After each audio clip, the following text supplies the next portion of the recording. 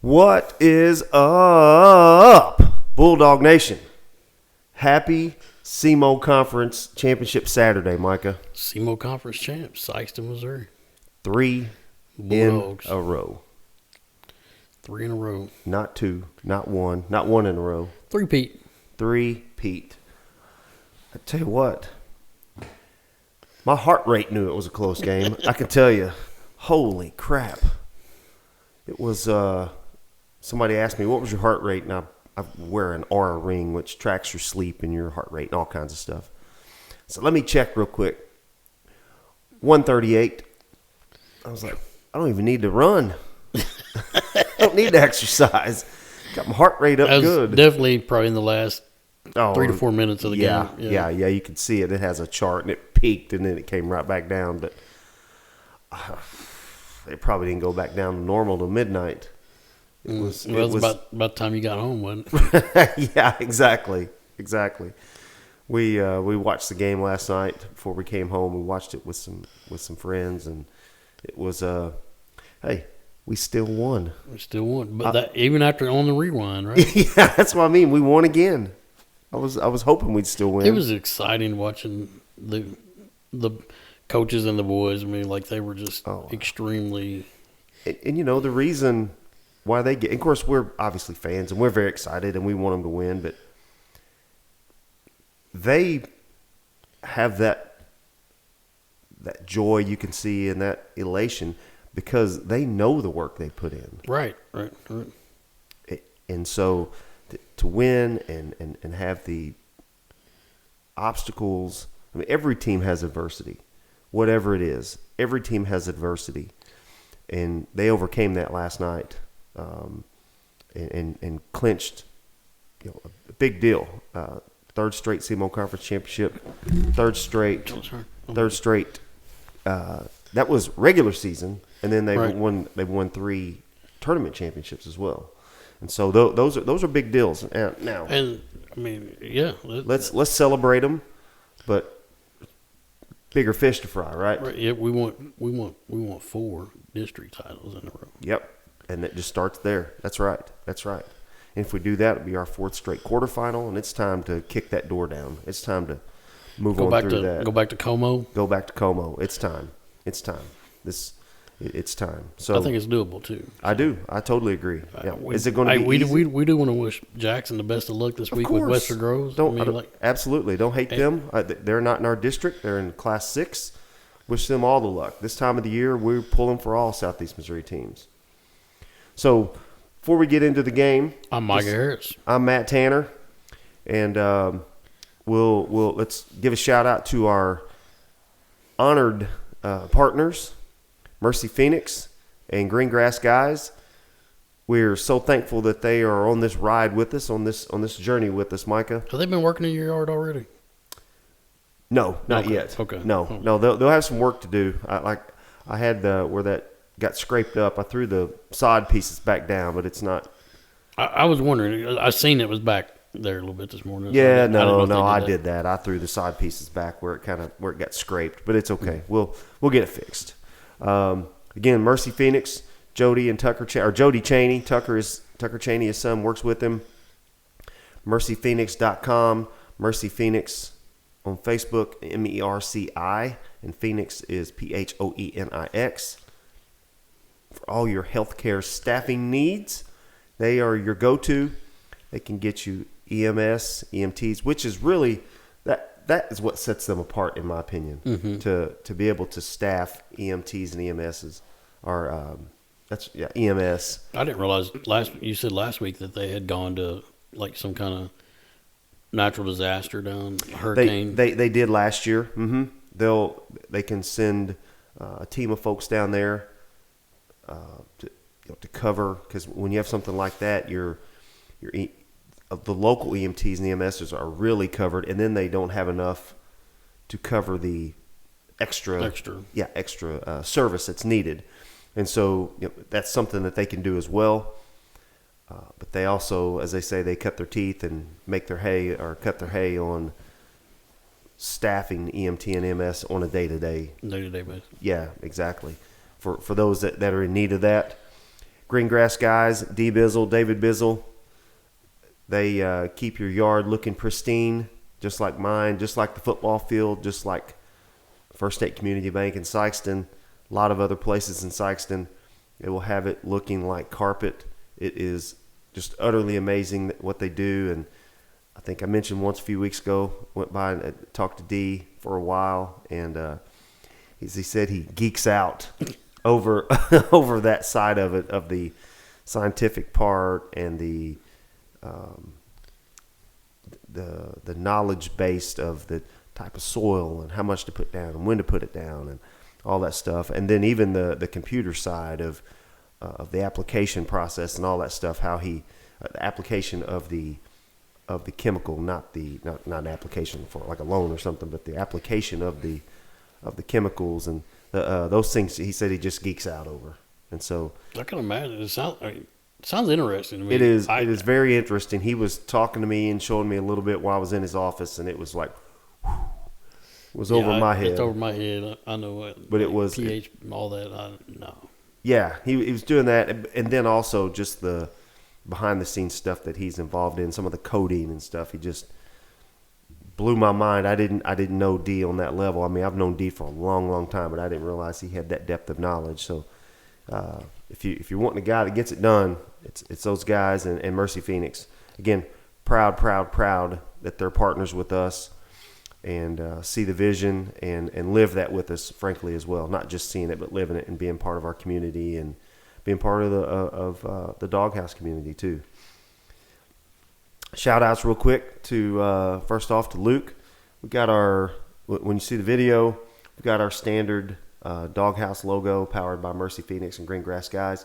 This time we switched it up just for the part with me and Micah. We got the logo, the Bulldog logo over a basketball, superimposed over a basketball, because we're talking about Bulldog hoops today.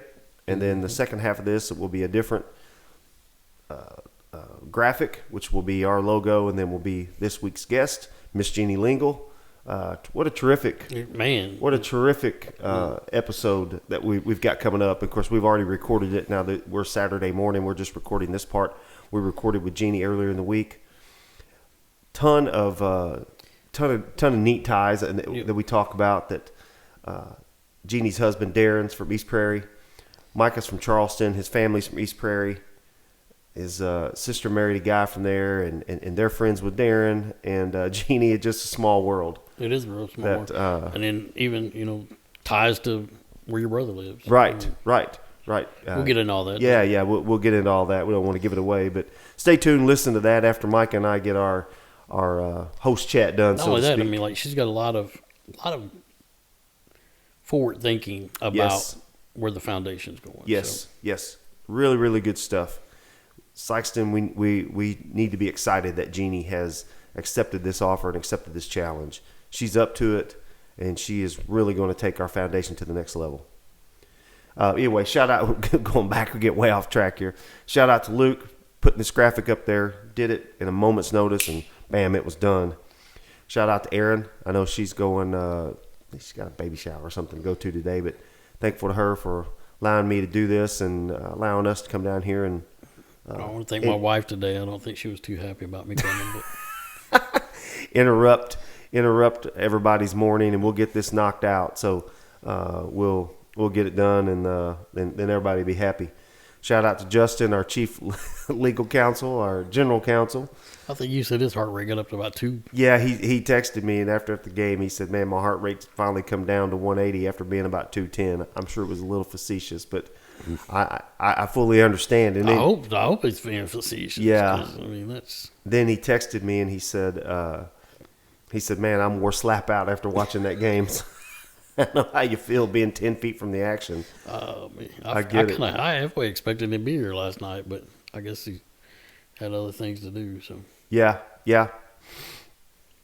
Shout out again to Tucker Cheney. We mentioned him earlier. He's our IT guy. It's helped a lot with getting our videos online, getting it worked through Final Cut Pro. Appreciate his insight and his help. He's always available when I need him. Shout out to Deej, to Derek James and Brian James for all their stats and their history and knowledge and all that stuff that we're able to use and speak accurately to things and speak intelligently when it comes to especially Bulldog basketball, Bulldog history, and even further SEMO area basketball history. And finally, last but not least, Tyler Anderson, Twisted Arrow Woodworking, for the sweet sign that's on the wall that you see above our graphics. You see that on the wall. We're super proud to have that and super proud to show it every week when we record. Again, please like, follow, share the Doghouse on Facebook, TikTok, Instagram, and YouTube. And give us a shout out. Review it. Go to our podcasts when they come up. Review it, like it, listen to it, tell your friends about it. That's how we continue this, is to we'll try to keep putting out content that everyone enjoys. Thank you for listening. And before I forget, we got a few shout outs. Mr. Jack McGill may be one of he is one of our top listeners. Every time I say, Mr. Matt, I listened to you again this week. Buddy, I know you did. He's all in, man. We're proud to have Jack. And Jack, thanks for listening, buddy. We appreciate it. Talk to Mr. David Stalker. He's a teacher at Sikeston, and he's assistant wrestling coach. He's a big fan. He told me this week when we were right before the senior night game, Tuesday night against New Madrid, which we'll get into a little bit later. He said he listens a lot. David, we appreciate it. Thank you for listening very much. Thank you for the support. And one last final shout out was actually from last Saturday.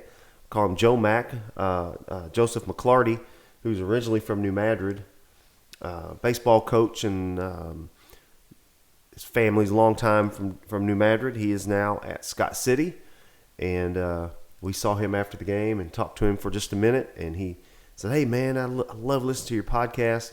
Appreciate it." Told him we appreciate it for listening, and thanked him for that. And so again, shout out to him. And one more finally, Mr. Matt Shawnoff. Matt Shawnoff is an Oak Ridge guy back in the days where he went to school. Matt coached the girls here for a while, was assistant boys coach for a while. He and his family have moved back to Jackson. His wife Dana, that's where she's from. Does he work for Desi now, or? He works for the Community Shelter Workshop. Is that Desi? Well, I think he runs the Desi, like they run. Yes. Some of the Yeah. He's John's boss technically, right? Well, John. I think he's in charge of some of the grants. Yeah. There we go. Yeah, that's right. That's Matt. Talked to Matt last night after the game in Jackson. It was good to see him, and shout out to him. He said he listens all the time. We appreciate it. Appreciate it very much.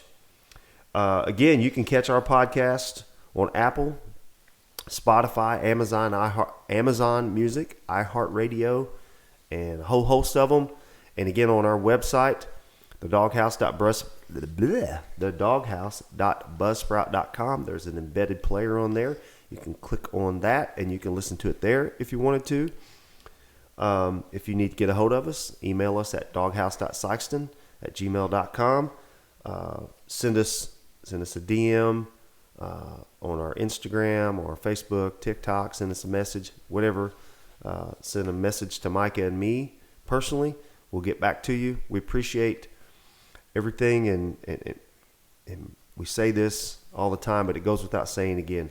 Thank you for following. Thank you for listening. Thank you for liking. We kind of hit a milestone this week on Facebook. We did, Micah. 900. We're at 902. 902. Okay. Yeah, look. Yeah, thank you for liking, sharing, subscribing, following.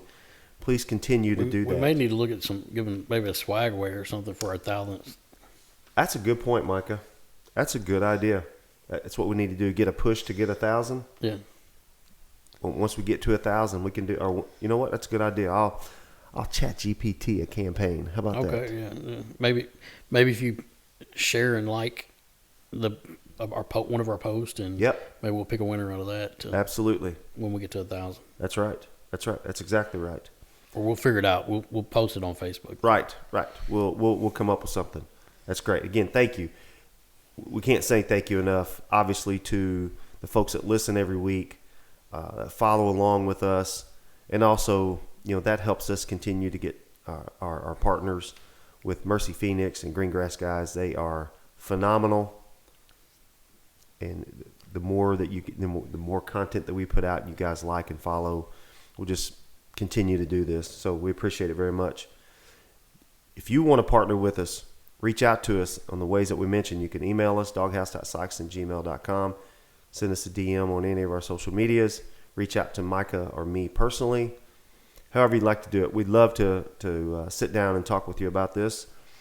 And again, we've still got our swag. We've got our short, long sleeve T-shirts. Maybe some other things that are coming. We're working on that.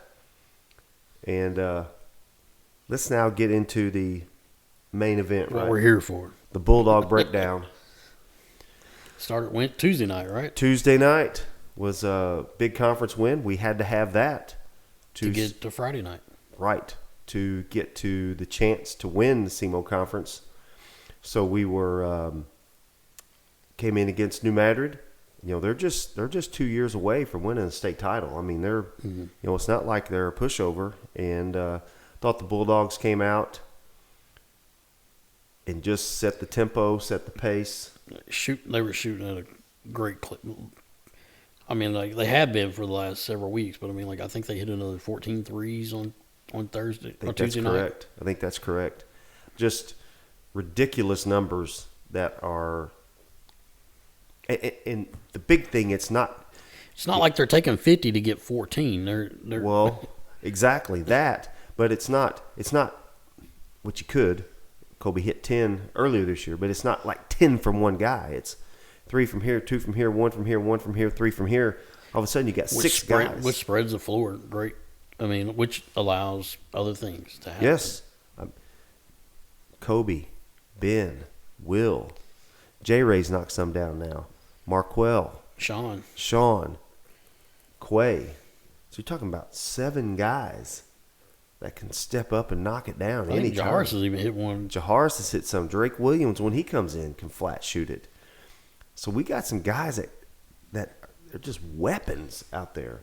And if you leave one of them open, I mean, you're trying to figure out which medicine And they get great ball movement with it. I mean, like that's why they're open. I mean, That's how you get open against the defense is the ball movement. They're not as fast as the ball.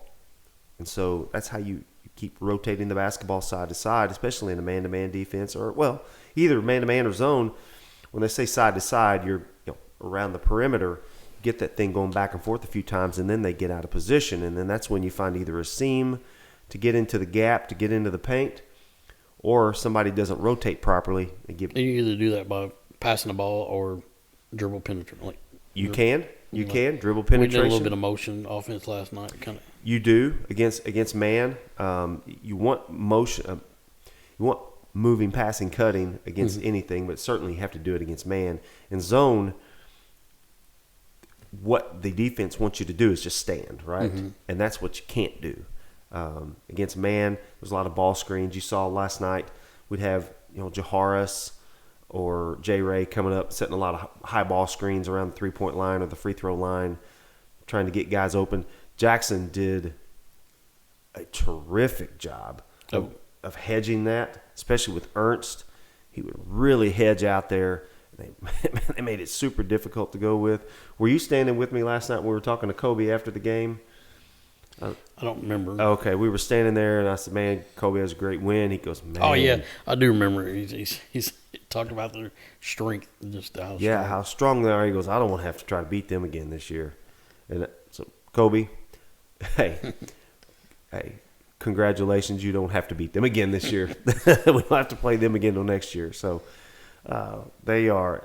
That just tells you how tough they are. And if you watch the game at all, you can see how physical they are. Again, not like fouling, they're physical. Right, right. Just strong. They're just strong and they're physical. And Ernst is big, and he's a sophomore, and he's going to be a problem for the next 2 years. I'll be honest with you, it reminds me a lot of Hansborough. I mean, not probably at that level, nowhere yet, but I mean, like he's got the size, and Yep, they're always big and strong. Pretty decent footwork. Of course, when you're that big, and you the more popular you get, a little bit more lenient you get every now and then too. That's true. That's true. But they did a great job on defense. I mean, we had 40 points at half. I thought we'd get 80, no problem. But they changed the tempo, and we did some things, and so we had to grind it out. And those are the types of games that we knew it was going to be like that, though. You did. I was, in my biased mind, I was hopeful that it wouldn't be. I'd hopeful we'd hammer them, by 20. But in my heart of hearts, I knew it was going to be a good game. I mean, you just do. I was reading through the article. Before we get to that, let's go back to Tuesday night. We handled New Madrid. Let's finish this one off. We handled New Madrid, and it was a good win. Kept us going, propelled us, kept us undefeated to push us to this game to last night. And so, you said you read the article too. I did. Let's get it pulled up here. There was a great comment that I thought Coach Thomas said. He said, both teams at this time of year are way better. Sikeston is considerably better. We are considerably better. At the end of the day, it was a great atmosphere for the kids and a great ball game between two really good teams. I think both coaches have respect for each other. Oh, both teams. I mean, absolutely. There's no question. Coach Hollifield, let's see. This is what his comment was about SEMO Conference in general. He said, I'm so proud of our guys. We didn't play well last Saturday, but our guys came back this week. I've been in the SEMO Conference as a coach now for 2 years at Kennett and 28 at Sikeston, and it's so difficult to win this league.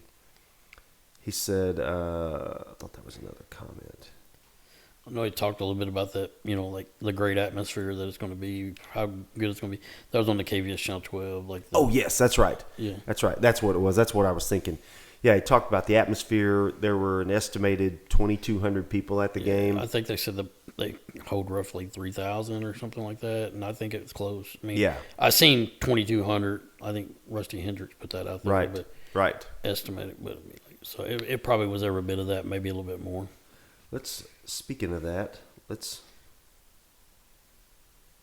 It was a fun game to be at. I mean, absolutely. A little nerve-wracking, but, his comment, so it was our third straight regular season conference title. It was the third straight tournament conference title, too. 40th win in a row over conference opponents, which includes the conference tournament. That's amazing there. That is a run that's not... It's unprecedented. It's unprecedented in the SEMO Conference. And we're talking about one of the best conferences in the state. We're not talking about some rinky-dink conference. And I don't mean that toward anybody, but we're talking about a big boy conference. Mm-hmm. It's the 15th, and that's the 15th conference title in school history. That's the only one that's got more is Charleston. Evidently, they've got 24. Yeah. And I don't know. I don't recall when this conference started. Obviously, a long time ago. I would say probably in the 80s. I would think, maybe even before that. Yeah, that's a Deej question, and a Brian question. They'll know the answer to that. Well, I know the SEMO Conference tournament is what 25.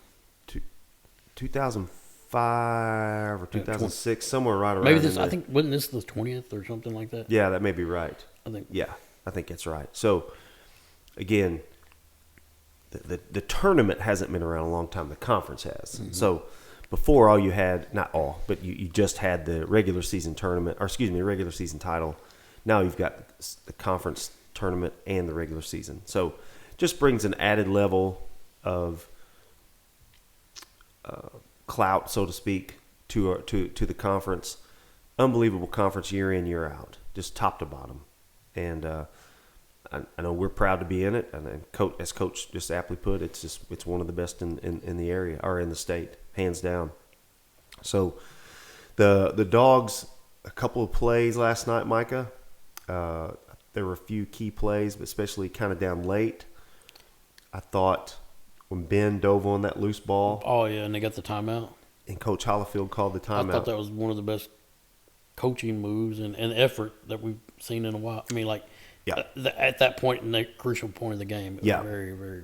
And frankly, I was talking to Bobby Alford and James Hodges. They called me and they're on the way home, and we're just talking about the game. And I thought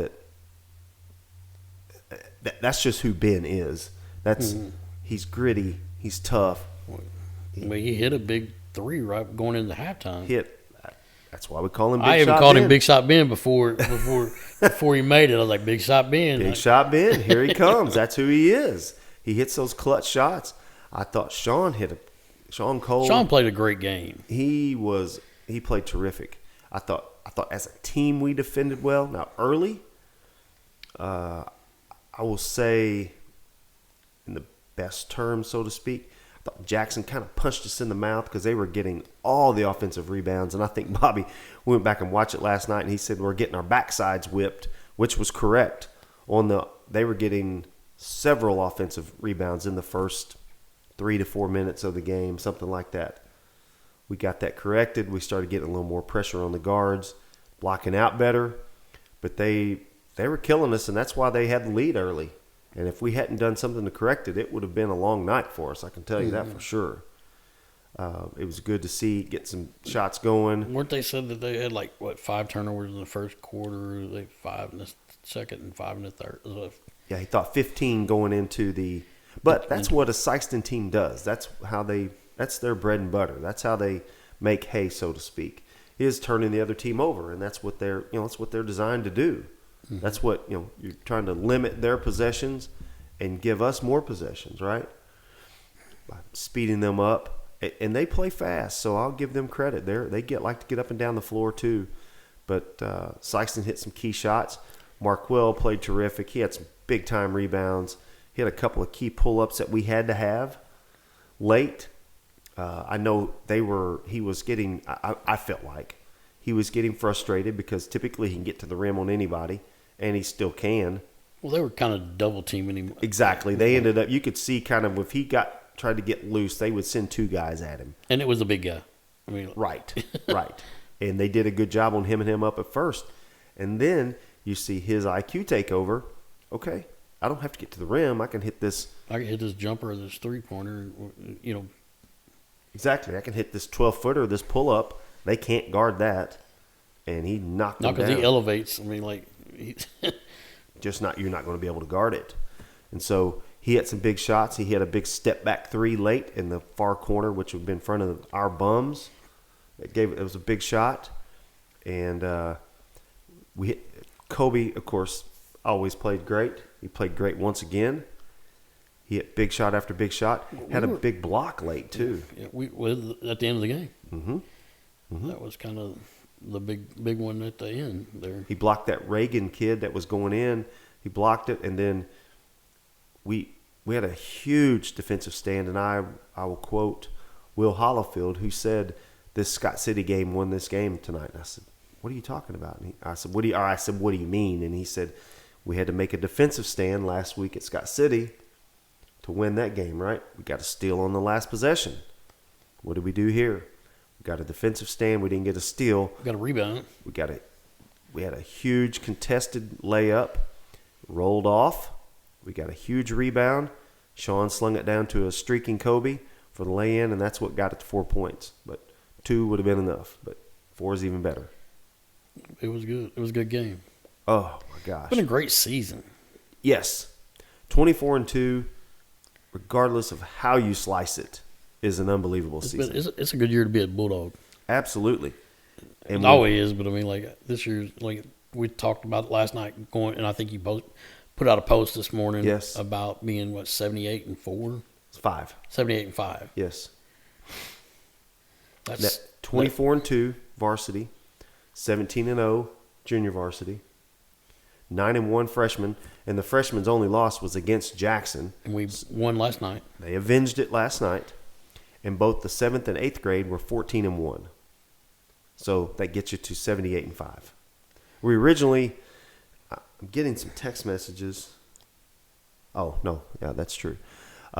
We thought originally last night we were coming home, we were adding it up. We thought it was 74. Yeah, we thought we were 12-1. Mr. Julian Beard, I knew he had it posted somewhere, and I couldn't recall, so I wanted to go back and double check it, and he had it 14-1. He posted it right after the 7th and 8th grade season was over, and he posted 14-1. I knew whatever the records were, they were exactly the same, and I wasn't sure if 12-1 was right, but we talked about it, and so we added it up, and that was 74, but it was actually 14-1. Unbelievable program. This is not the first year this stuff's happened. Been many seasons like this, all the way up and down. The cupboard, as we say, is not bare, and this season's not over. We're celebrating and we're having a good time, but The work will start again Monday. Let's talk about seeds. We think that, I think it's a foregone conclusion. The Bulldogs are going to be the 1 seed. Should be. Class 5 District 1. Those come out like Wednesday or Thursday? Wednesday is when they'll come out. This is just based on the conversations I've had with the coaching staff. This is kind of how they think it will come about. I think us 1, 2, probably Festus, 3, Farmington, 4, Hillsboro, 5, West Plains, maybe 6. Let's see, Got DeSoto and 8 would be DeSoto, 7 North County, 6 Bluff. Is kind of what the thinking is. Now, there could be some moving around a little bit. I don't know Farmington or Hillsboro or Festus's schedule if they play each other in the next couple of days or if they played last night. I'm not sure, but it can play out. And Coach Hollifield has indicated that a dark horse in this is West Plains, and as he said, I'd like to avoid playing them. Not that we're not scared of them, but we haven't seen a lot of them. And they match up. They match up a little bit with us, or pose us some problems. So, I think it's, don't want to get out too far over my skis, and nothing's ever a foregone conclusion, right? You still got to play. Teams and stuff to show up. We're going to be off for a week. A week plus before we play. We'll probably get DeSoto. Not knocking DeSoto. I think we played them earlier this year. It'd be a good game for us to get our feet back under us.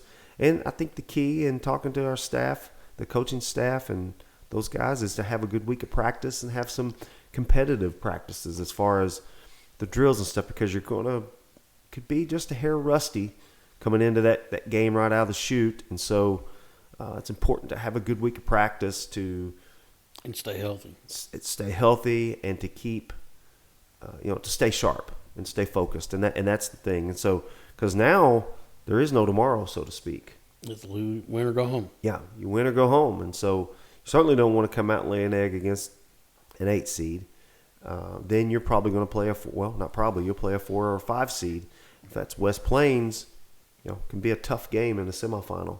As Coach Hollifield has said, that he calls the semifinal game a trap game, because you're looking, we're probably going to play Farmington or Festus or whatever in that in the finals, and if you're not careful, you can overlook a really good West Plains team. And their record doesn't speak to the quality of team they are. They played Logan Rogersville, who's got that kid that's top 20 in the nation. It's going to Indiana.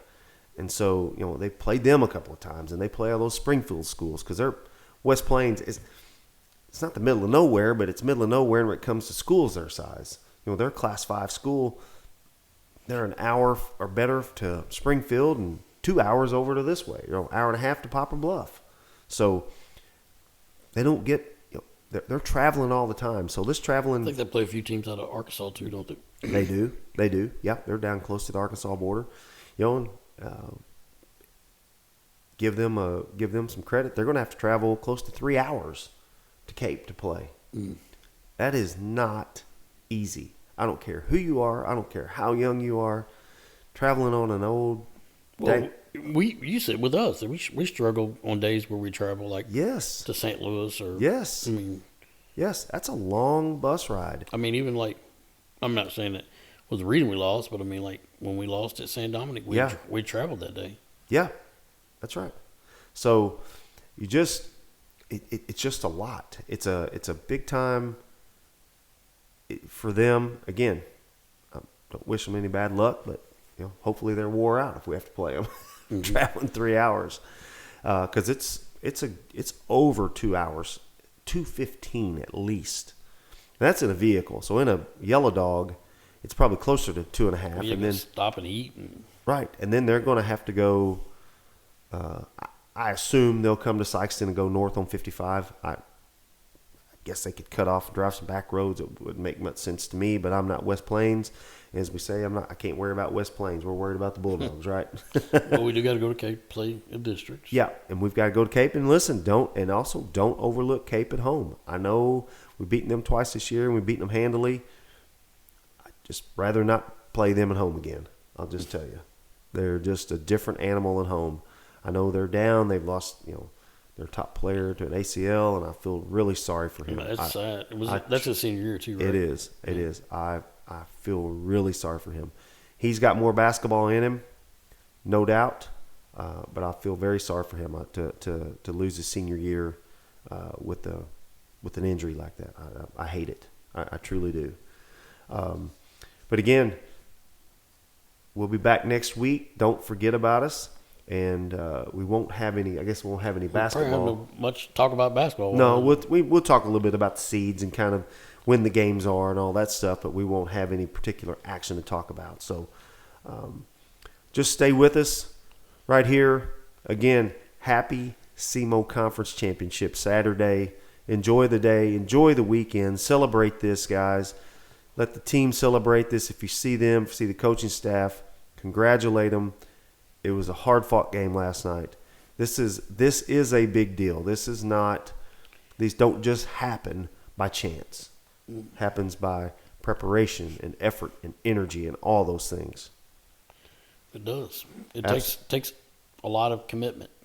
A ton of commitment, and it's not just. It's the whole program. It's the kids that you don't see on the floor all the time. It's the kids that they show up and they push their teammates, and they know that they may not get to play, but they're part of this team. They're as big a part of this team as the kid that scored the most points last night. Like Drake hardly gets too much playing time, really. He does. But he's there, and he's been there all 4 years. He's been there since junior high. Yes, and these kids put in their time, and all of them deserve the credit. Again, we talk about a few because they've scored and this or that, but it's from the top to the bottom. It's every kid that's there. They go to practice every day, and they work hard, and they push their teammates. And again, even the kids that don't play, the underclassmen or whoever that don't get to play, they are right there. They're supporting their team. You can see the joy on their face. They know the effort that they put in. They know the time they put in. They know the work and the commitment that they've had to endure to get to this point. And again, now it's the fun part of the season too, right? It's even funner. It's exciting, and keep supporting the Bulldogs through their hopefully a district championship run. Hopefully we can drag this bus up to Como, and then we'll figure out what we'll do with the doghouse. Maybe we'll come to you live from Como if we do that. I'd love to do it. We had to pack everything up. We could do it. We could pack everything up there and maybe do a live show and get a couple of the coaches on there. Oh. Hey, we're doing our part. Coach Hollifield, Coach James, other Coach Hollifield, Caleb, Travion. Hey, we're doing our part. You get us there. I think we can get a media pass for. Maybe. We'll see if we can do it.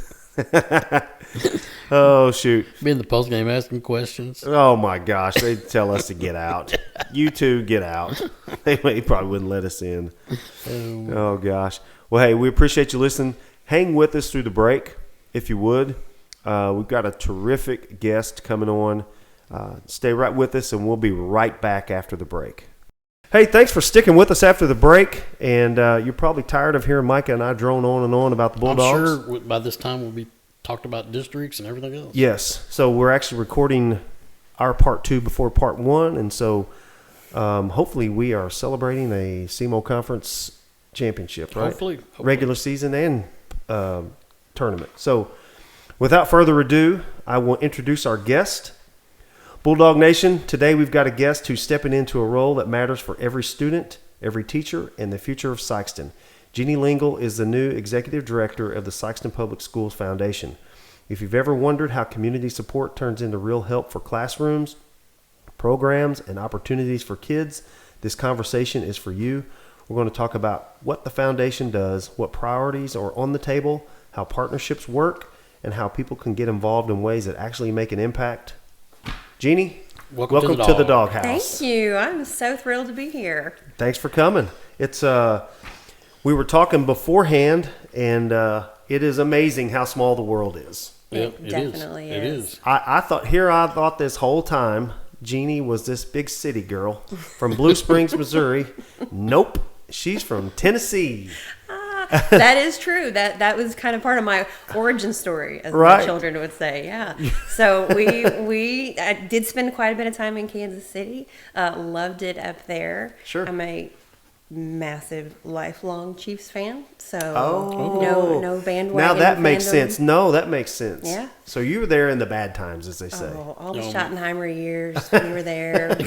We suffered through. but- Montana, was Joe there? Oh, Was Schottenheimer? that was a highlight. Yes. Yeah, oh, okay. That was Yep. the highlights. That was a highlight. So- not that we did any better, but he was just cool to see him Right. there. So Right. are they going to Kansas? Are they staying in Missouri? Or what's the deal? I don't want to talk about it.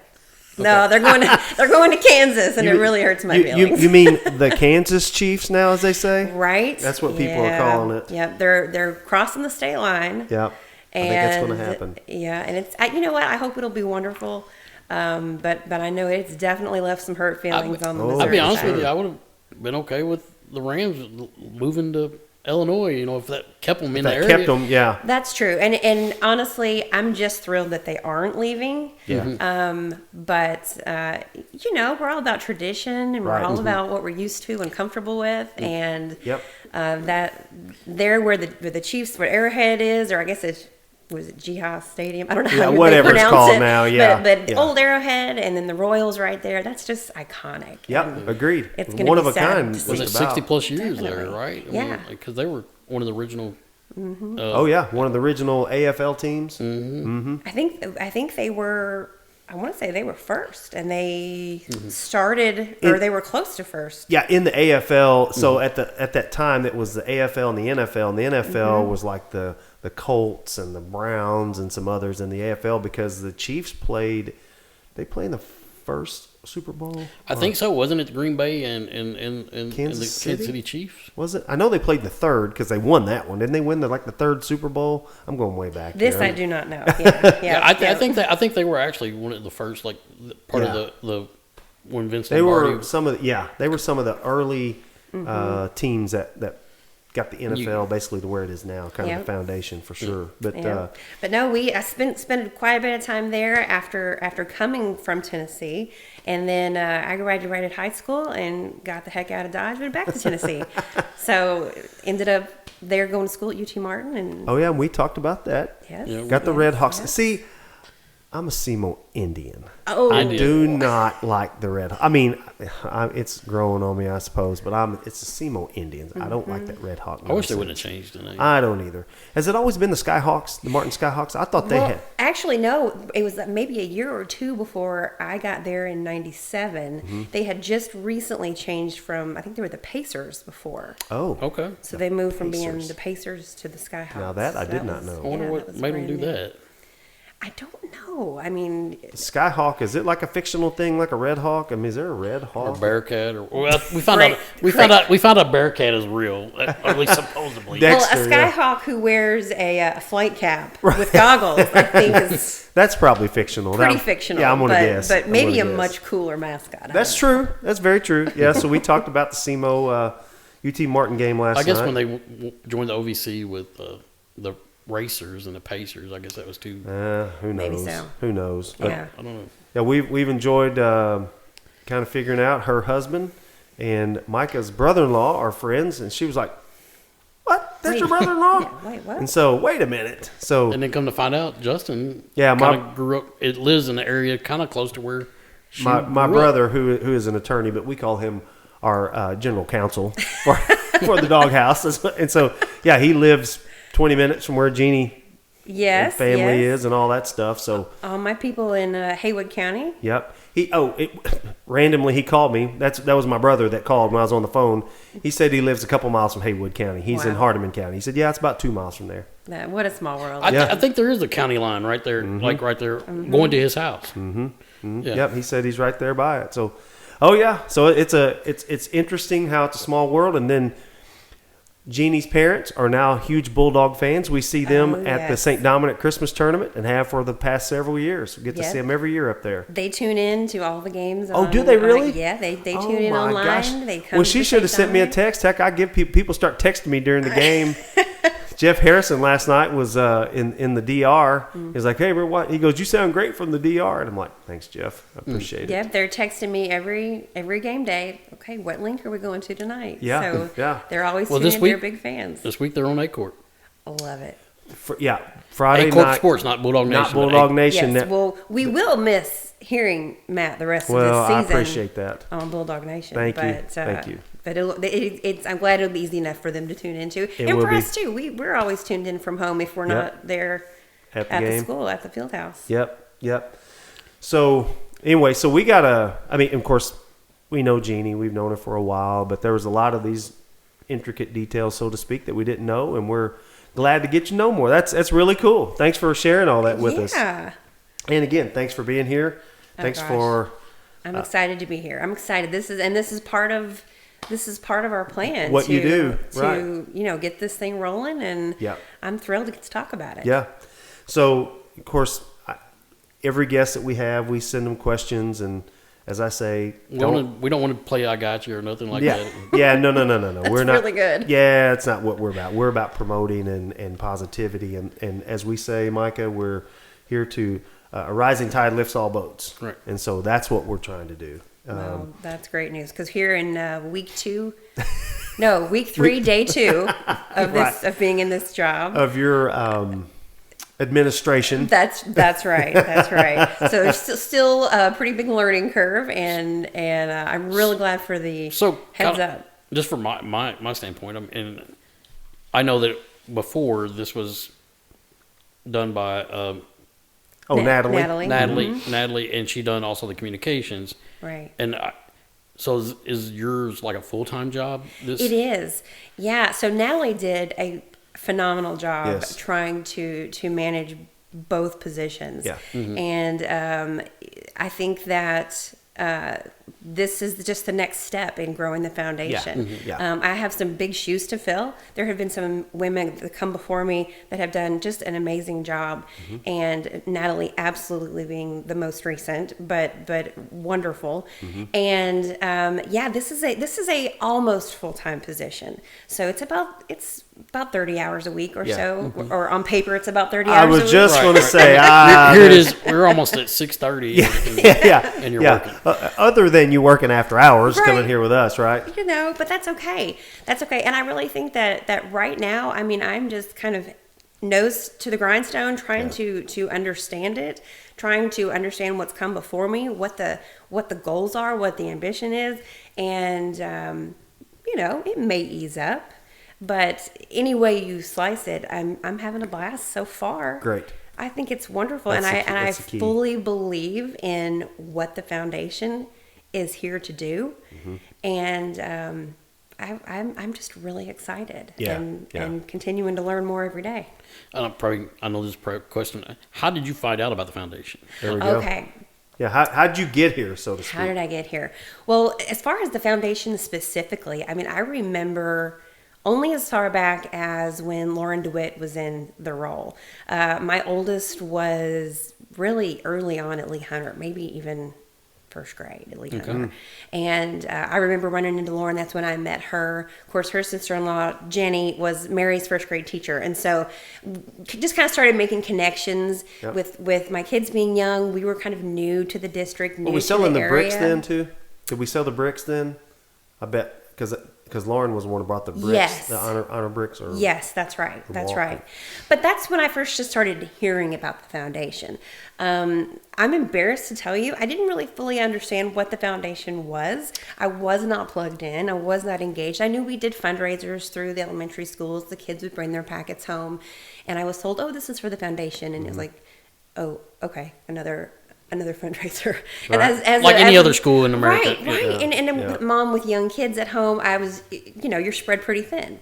So that was my first introduction to the foundation. And then obviously, the longer it was around and I was plugging in more to the school district, learned a little bit more about it, got to see some really cool things that Lauren was doing.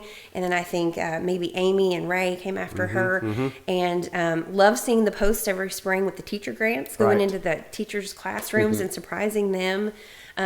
Even then, didn't really fully understand what that entailed. But just what a cool experience. I think one of my kids was in one of the pictures with the teacher that got a grade. So, very kind of surface level understanding of the foundation. And then as far as coming back to the role, it was a little bit of a journey for me.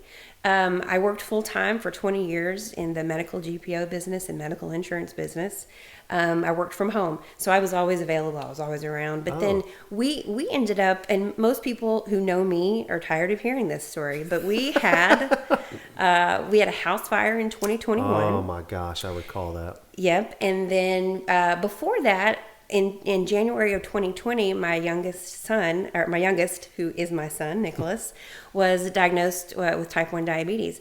And I will tell you guys that in both of those scenarios, the staff, the teachers, just everyone around Sikeston Public Schools showed up with a vengeance, for lack of a better term. They showed up and supported us like crazy. And it was at that point that I was completely bought in. Oh, wow. My house was burning down in front of me, and I look to my left and I see just a brigade of principals and teachers and nurses come marching down the road, and they're holding I couldn't tell everything, but a little bit of everything, including diabetes supplies, which were in the burning house. We didn't have any of that. Moly. So anyway, they hooked me as far as being a believer in what Sikeston Public Schools is and stands for. That's a great story.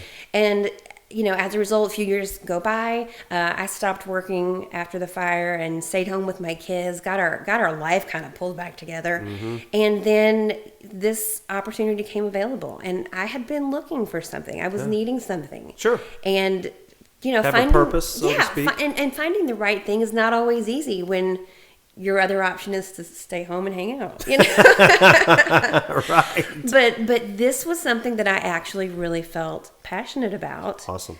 And it ended up working out for me, and I'm so grateful for the opportunity. I'm grateful to the trustees for trusting me with taking this on. So it's been a great ride so far. That's an unbelievable story. I would have known that. Well, guys, that's all we got today. That's a great story. Thanks, Jeannie. I mean, that is really terrific.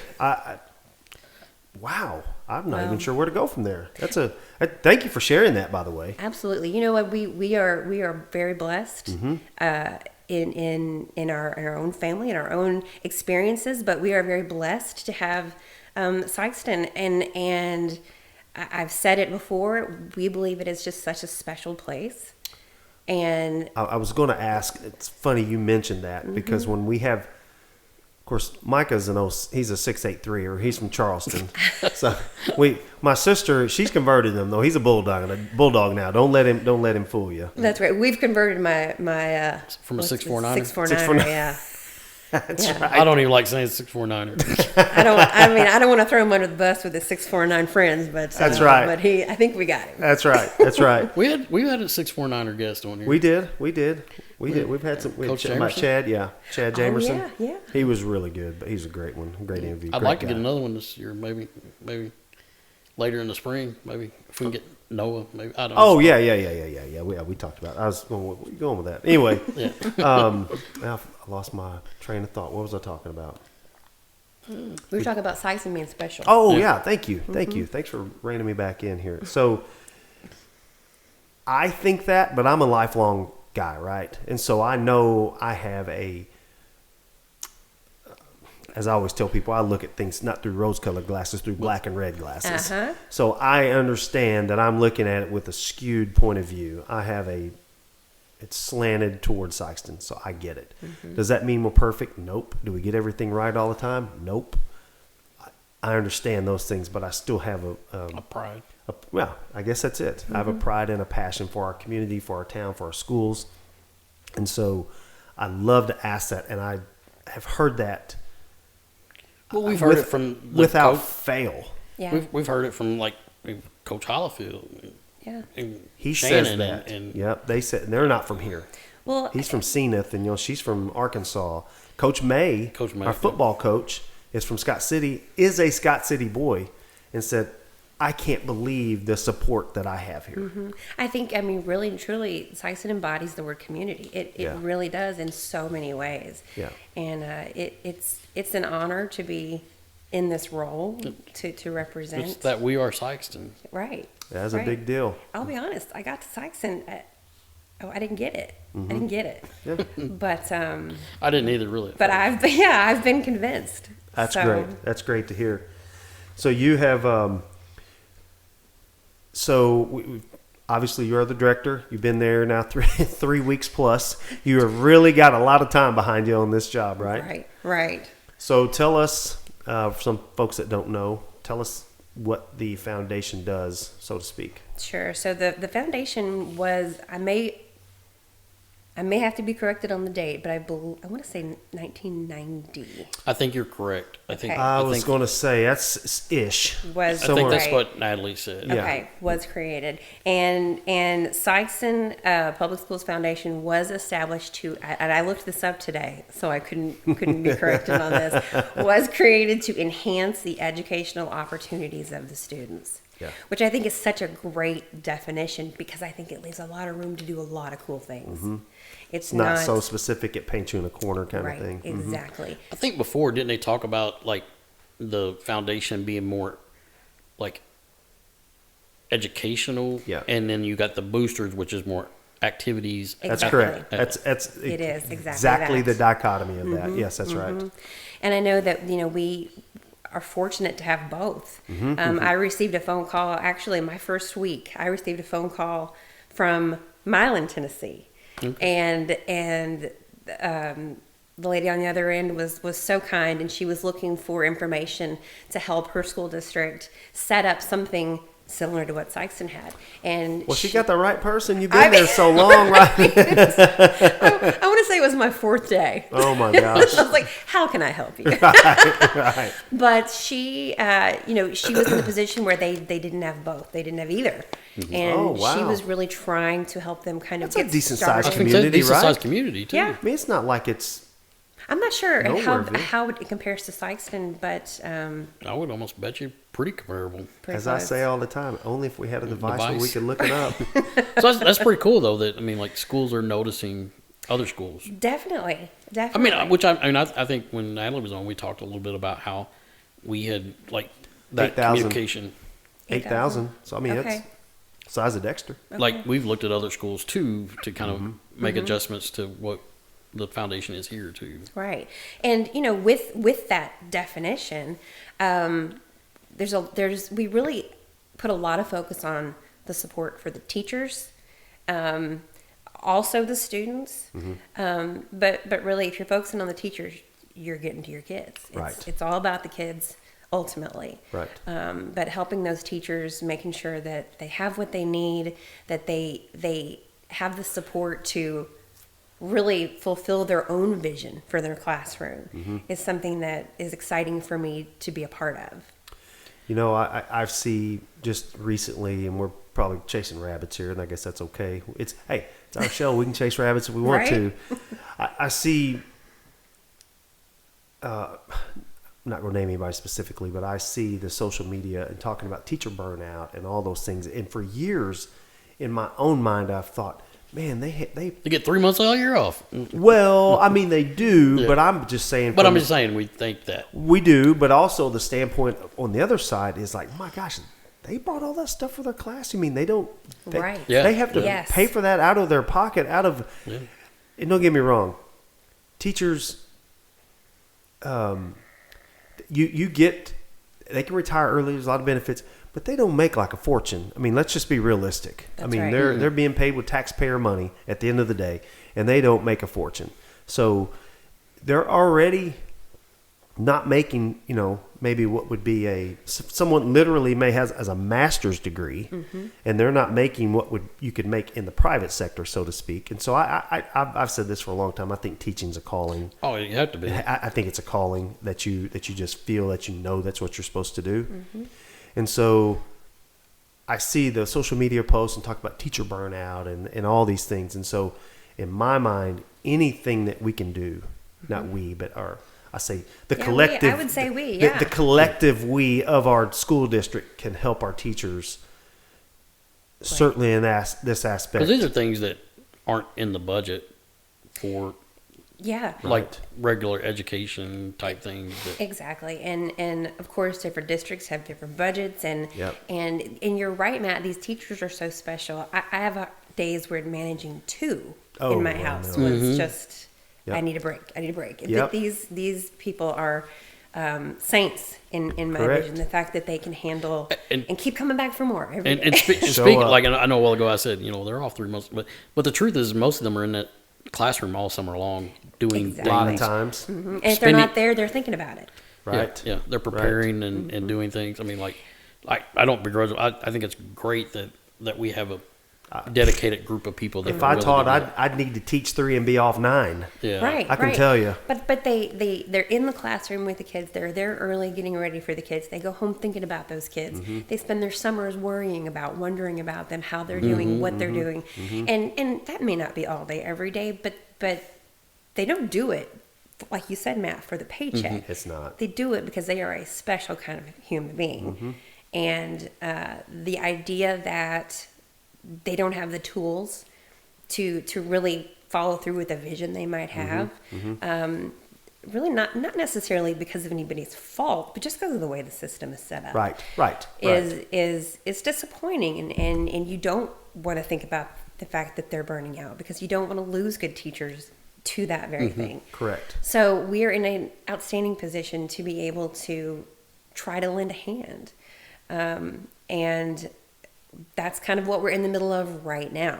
The teacher grant application window is currently open. And the teacher grants, like I mentioned earlier, it's an opportunity for our teachers to let us know, what do you need? What is going to help you put that little extra into your classroom to And now that's- improve?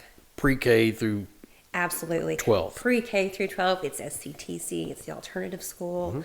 It's, it really is everybody. You've got kids in your class and there's something you need. We want to hear about it. I mean, I would rather have the problem of way too many applications and not enough money. I mean, obviously we don't want to have not enough money, Right. but, Right. but Right. I want to see so many of these applications coming in because right now our teachers are incredible. And I would say many times they are making do. A lot of them are my age. Yeah. I'm Gen X, firstborn daughter. So the first thing I do when I have a problem is figure out the solution. Right. The second thing I do is ask for help. And the third thing I do is ignore that person who said they would help because I can't wait for you and do it myself. Right. And that's what I feel like these teachers are doing. They are just pushing through with what has to be done. And I mean, like I think those teachers should even ask for things that they know they can't even get, just to get it down on paper so that people can dream about it. So somebody can. That's a great Sure. point, Micah. I've never really considered that, but that's a great point. I mean, like even if it's like something that is way beyond what the foundation could do, let's start dreaming. Let's see. It's this isn't a foundation thing, but it's funny you mentioned that, and obviously I'm on school board, so I do care about the academics of that side. And of course, obviously I love sports, but something that, gosh, I can't believe you mentioned it. How great is this? Because I was thinking about this earlier.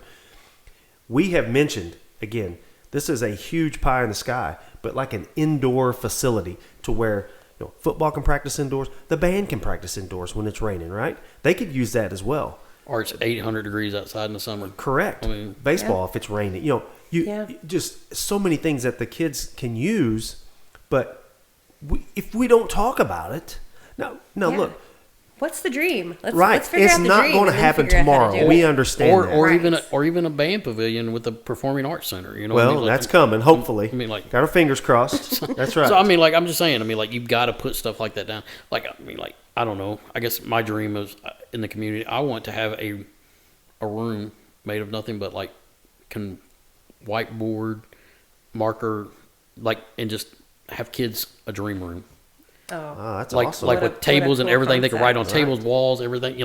And just be like a dry eraser board. Like I want to create that room. That's awesome. I mean, like, That's great. I'll get you an application for that. Exactly. like, and I just want it to be like entrepreneurial minded.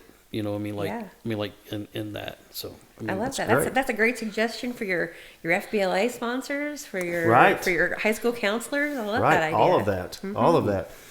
So let's talk a little bit nuts and bolts here. So the foundation derives it's essentially private funds, Right. correct? Because That's right.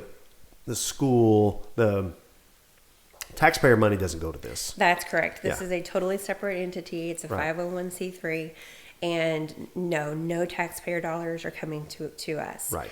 This is strictly private funds raised by the foundation for the kids. Yep. And we raise those funds in a various number of ways, Yeah. and we're doing big stuff, we're doing small stuff, and I have a goal to make this thing bigger than the founders thought it could be. Yep. And like you said earlier, it's not going to be tomorrow. Right. But I would love to see this thing continue to grow.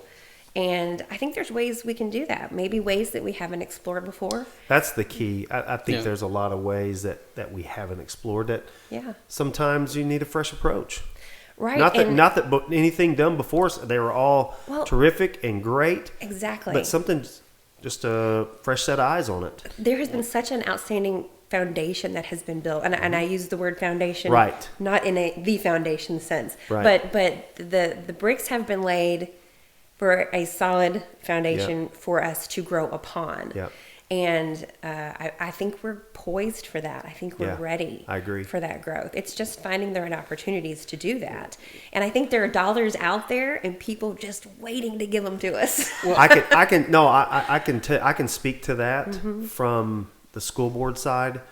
There have been people, again, I'm not going to mention names. There are people, let me see how I want to say this.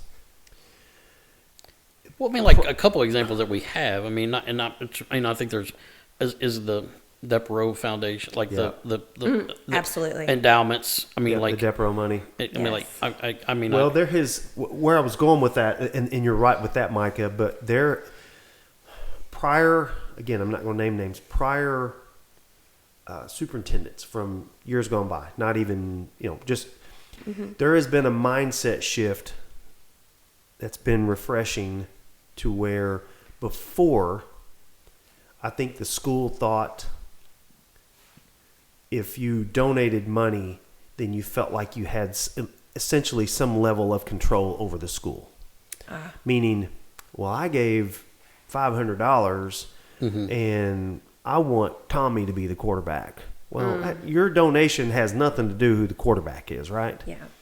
And so there had been, and I'm not saying it was wrong. I'm saying maybe that was their experience at that time, that those folks that thought that if they donated, then they had that level of input, so to speak, or that level of influence. you see that anywhere money's donated, though. I mean, like You can. And I understand that from that side of, no, we've got to keep these separate kind of things. We understand now things are different. It's not that the school is for sale, but we have people literally rushing to donate money to be involved. I think that's one of the things that you mentioned, how special a town we are. I think that's what sets us apart, because we have so many people and so many businesses and so many different things. Yeah, I completely agree. Mr. Depro, I mean, my gosh, what an unbelievable gift he gave It's amazing. to our and then, students. I mean, like last year there was the farmland or whatever that. Yeah, the rainwater endowment Yes. that we've received on behalf of the FFA kids. It's going to be incredible. Unbelievable stuff. And you mentioned the Bob Depro scholarships, and I would be remiss not to say that the window for those applications is still open. There you go. And it's going to be a great year for Bob Depro scholarships. So if you have a senior that has not applied, I mean, it would be a missed opportunity not to get those applications in. I'm making a note because I have an AI app that makes clips for me that I put out there during the week. I noted the time on this one because I want that one to go out there for sure. Well, get your. How long is it open for? And I meant to write this down because I get the teacher grant and the Bob Depro grant deadlines mixed up. So Okay. Let me get back to you on that. But the March the 4th is one and March the 12th is the other. And Okay. So they're coming up in the next week or two. They are coming up. Okay. Yeah. I believe the So- teacher grants is the 4th and the Bob Depper grant applications is the 12th. That would make Teachers- sense because the teacher grants are before Yeah. the. Well, that's true. Yeah, because they'll give those out at the senior night, or the senior awards, I should Yes, say. they will. Yeah. So And usually Kids- that first week of May is whenever they give out the teacher grants or somewhere around there. So right. Yeah, so I'm looking forward to that. That's Yeah. going to be a fun that's fun. day. I've got to be a part of that. Oh, before. have you really? Well, Yeah, I'm excited. when I worked for SEMO Health Network, we were kind of a big dog sponsor, and they include you in Yes, in that's right. in making those presentations. That's right. To Yeah. those. So That's right. It's going to be great. I A got lot to be of fun. one of those to do that. So if you're Awesome. a student, actually, as I say all the time, of course, Luke graduated several years ago. Those scholarships for the parents, because we were on his hiney to get those things filled out, right? Yes. And that's what I always say. Those scholarships for the parents. So so parents, if you're listening, get your kiddos and get them filled out. I'm always telling kids. I'm like, y'all, you need to. Guys, it's Your free senior money. year, your senior Free year, money. you need to be filling out at least 2 or 3 a week. Yeah, Correct. yeah. I mean- and Kim Thornborough at the high school has got Yes. all that information. Yes. Just She's on top of it. Yeah, and I'm sure she's been all over those kids. But Oh, here- I'm confident in that. we She will does a be great as job. well. So, Yeah. kind of, you shared that you've got a vision of like taking this to the next level. Can you share a little bit of what that looks like? Love it. I would love to. So I don't have anything concrete yet, but I have had some experience in just kind of from the passenger seat of seeing some fundraising efforts and for other schools, more in the private sector. But what I've learned is that there are people outside of Sikeston who are looking for communities like ours, rural communities. Oh, I thought you were talking about alums. You're not even talking about alums. I'm talking, let's look bigger. I mean, there are places, like I said, rural communities, communities with demographics like Sikeston has. People want to give. What was that thing? Jody Glidewell is involved with that. It's the, oh my gosh, I'm setting myself up here. I cannot recall it, but it's essentially, there's like a deal where you can go and put your need out there. Like we need, I'm just going to say iPads.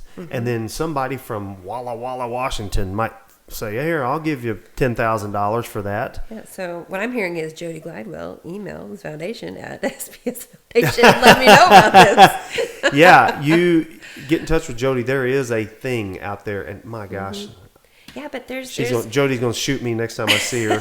Why can't I remember it? But Well, it's a pretty big deal. That's amazing, and I mean, any Yeah, but it information sounds there exactly- is great. And then my husband did a lot of work kind of in this arena for a while, and he went to a luncheon in Manhattan where it was all about building up rural communities in their school districts and places that would give grants to places like Sikeston. Hello. So we're going to look. We're going to see what's the worst they can tell me. No. I've probably said 10 times in the last 2 weeks. You may tell me no, and that's okay, but I've got to ask. So If you ask 10 and one says yes, I mean, Right. Exactly. Well, Exactly. we're no worse off if you say no. Yeah. So I'm just going to keep asking, and we'll keep digging. Well, how and- can and they see say what no we to can you, find. though? Right. That's what I want to know. I'm sure Ask Darren- I'm He'll- just gonna say- yeah, he's got it down pat. I was just going to say, I bet there's a guy that knows how to say it, though. He's figured it out. Yeah. He's caught on to you. So, do you have priorities, so to speak? Like, do you have what? Yeah, what is, and I'm kind of glumming on to Micah's question No, there so too. I absolutely do. And really my first priority as I'm getting ramped up is I want to reintroduce the foundation to our community and to the public at large. As I kind of mentioned earlier, even as a parent of a young kid, I wasn't real clear on the foundation, what it did, how it did it. And I feel like that may be the case for a lot of parents and a lot of people in our community. And I just want to remind them of the amazing work that has been done so far. I want them to see what we've been able to provide for these classrooms. And so that's going to be one of the things you're going to start seeing from me, from us. And look for that on our Facebook page. Second to that is going to be, I'm really wanting to connect. We have information from people from a lot of different events, from tailgate, from previous donations, and I'm trying to kind of pull all of that together to get a consolidated list of, hey, this is our team, and I've started calling that Sikeston Alumni and Friends of the Foundation, and I'm really trying to build out this robust database full of people who want to stay connected. And recently, this past week, we put out a survey where we asked, hey, are you a community member? Are you a parent? Are you an alumni? We want to hear from you. We want to know, what do you care about? What do you want the foundation to focus on? What gets you excited? And in addition, give us your information and let us keep in touch with you. I think it asks on there if you want like email or text or stuff like that. I think, and we really do want to stay connected, because I think that just the idea that not everybody understands, I want everybody to know. I want everybody to know. We had our last guest we had on, Andy Caton, is the criminal justice teacher at SCTC essentially, and we talked about SCTC and all. In my opinion, they're a shining star of our district. Definitely. And not boo on us, so to speak, but there's a line. I think we talked beforehand. We don't want to be a glory hound, so to speak, right? We don't want to get flashbulb burned from taking pictures so much, trying to find the next camera. But we can do a better job of telling our own story too. There's a difference between telling your story and making it about you, so to speak, and breaking your arm, patting yourself on the back kind of thing. I think that goes for the foundation too. I'm not knocking anyone, because I've been on the school board almost 12 years, so I've been a part of that too.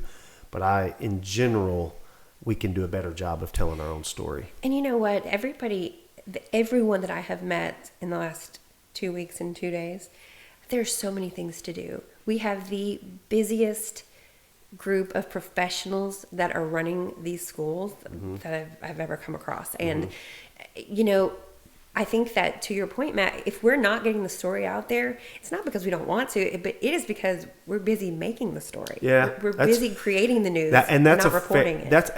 That is a fair point. That is a great point, as a matter of fact. But yeah, and I agree. But you're right. I want nobody that will message tell out it there. unless we do. Exactly. And that's what I mean from that side. So we're not seeking glory. We're just trying to get our story out there. Yes, and when we tell the story, we're going to tell the story about these kids. We're going to tell them about how amazing they are, about the successes that they're having, and we're going to talk about the teachers who are taking them there.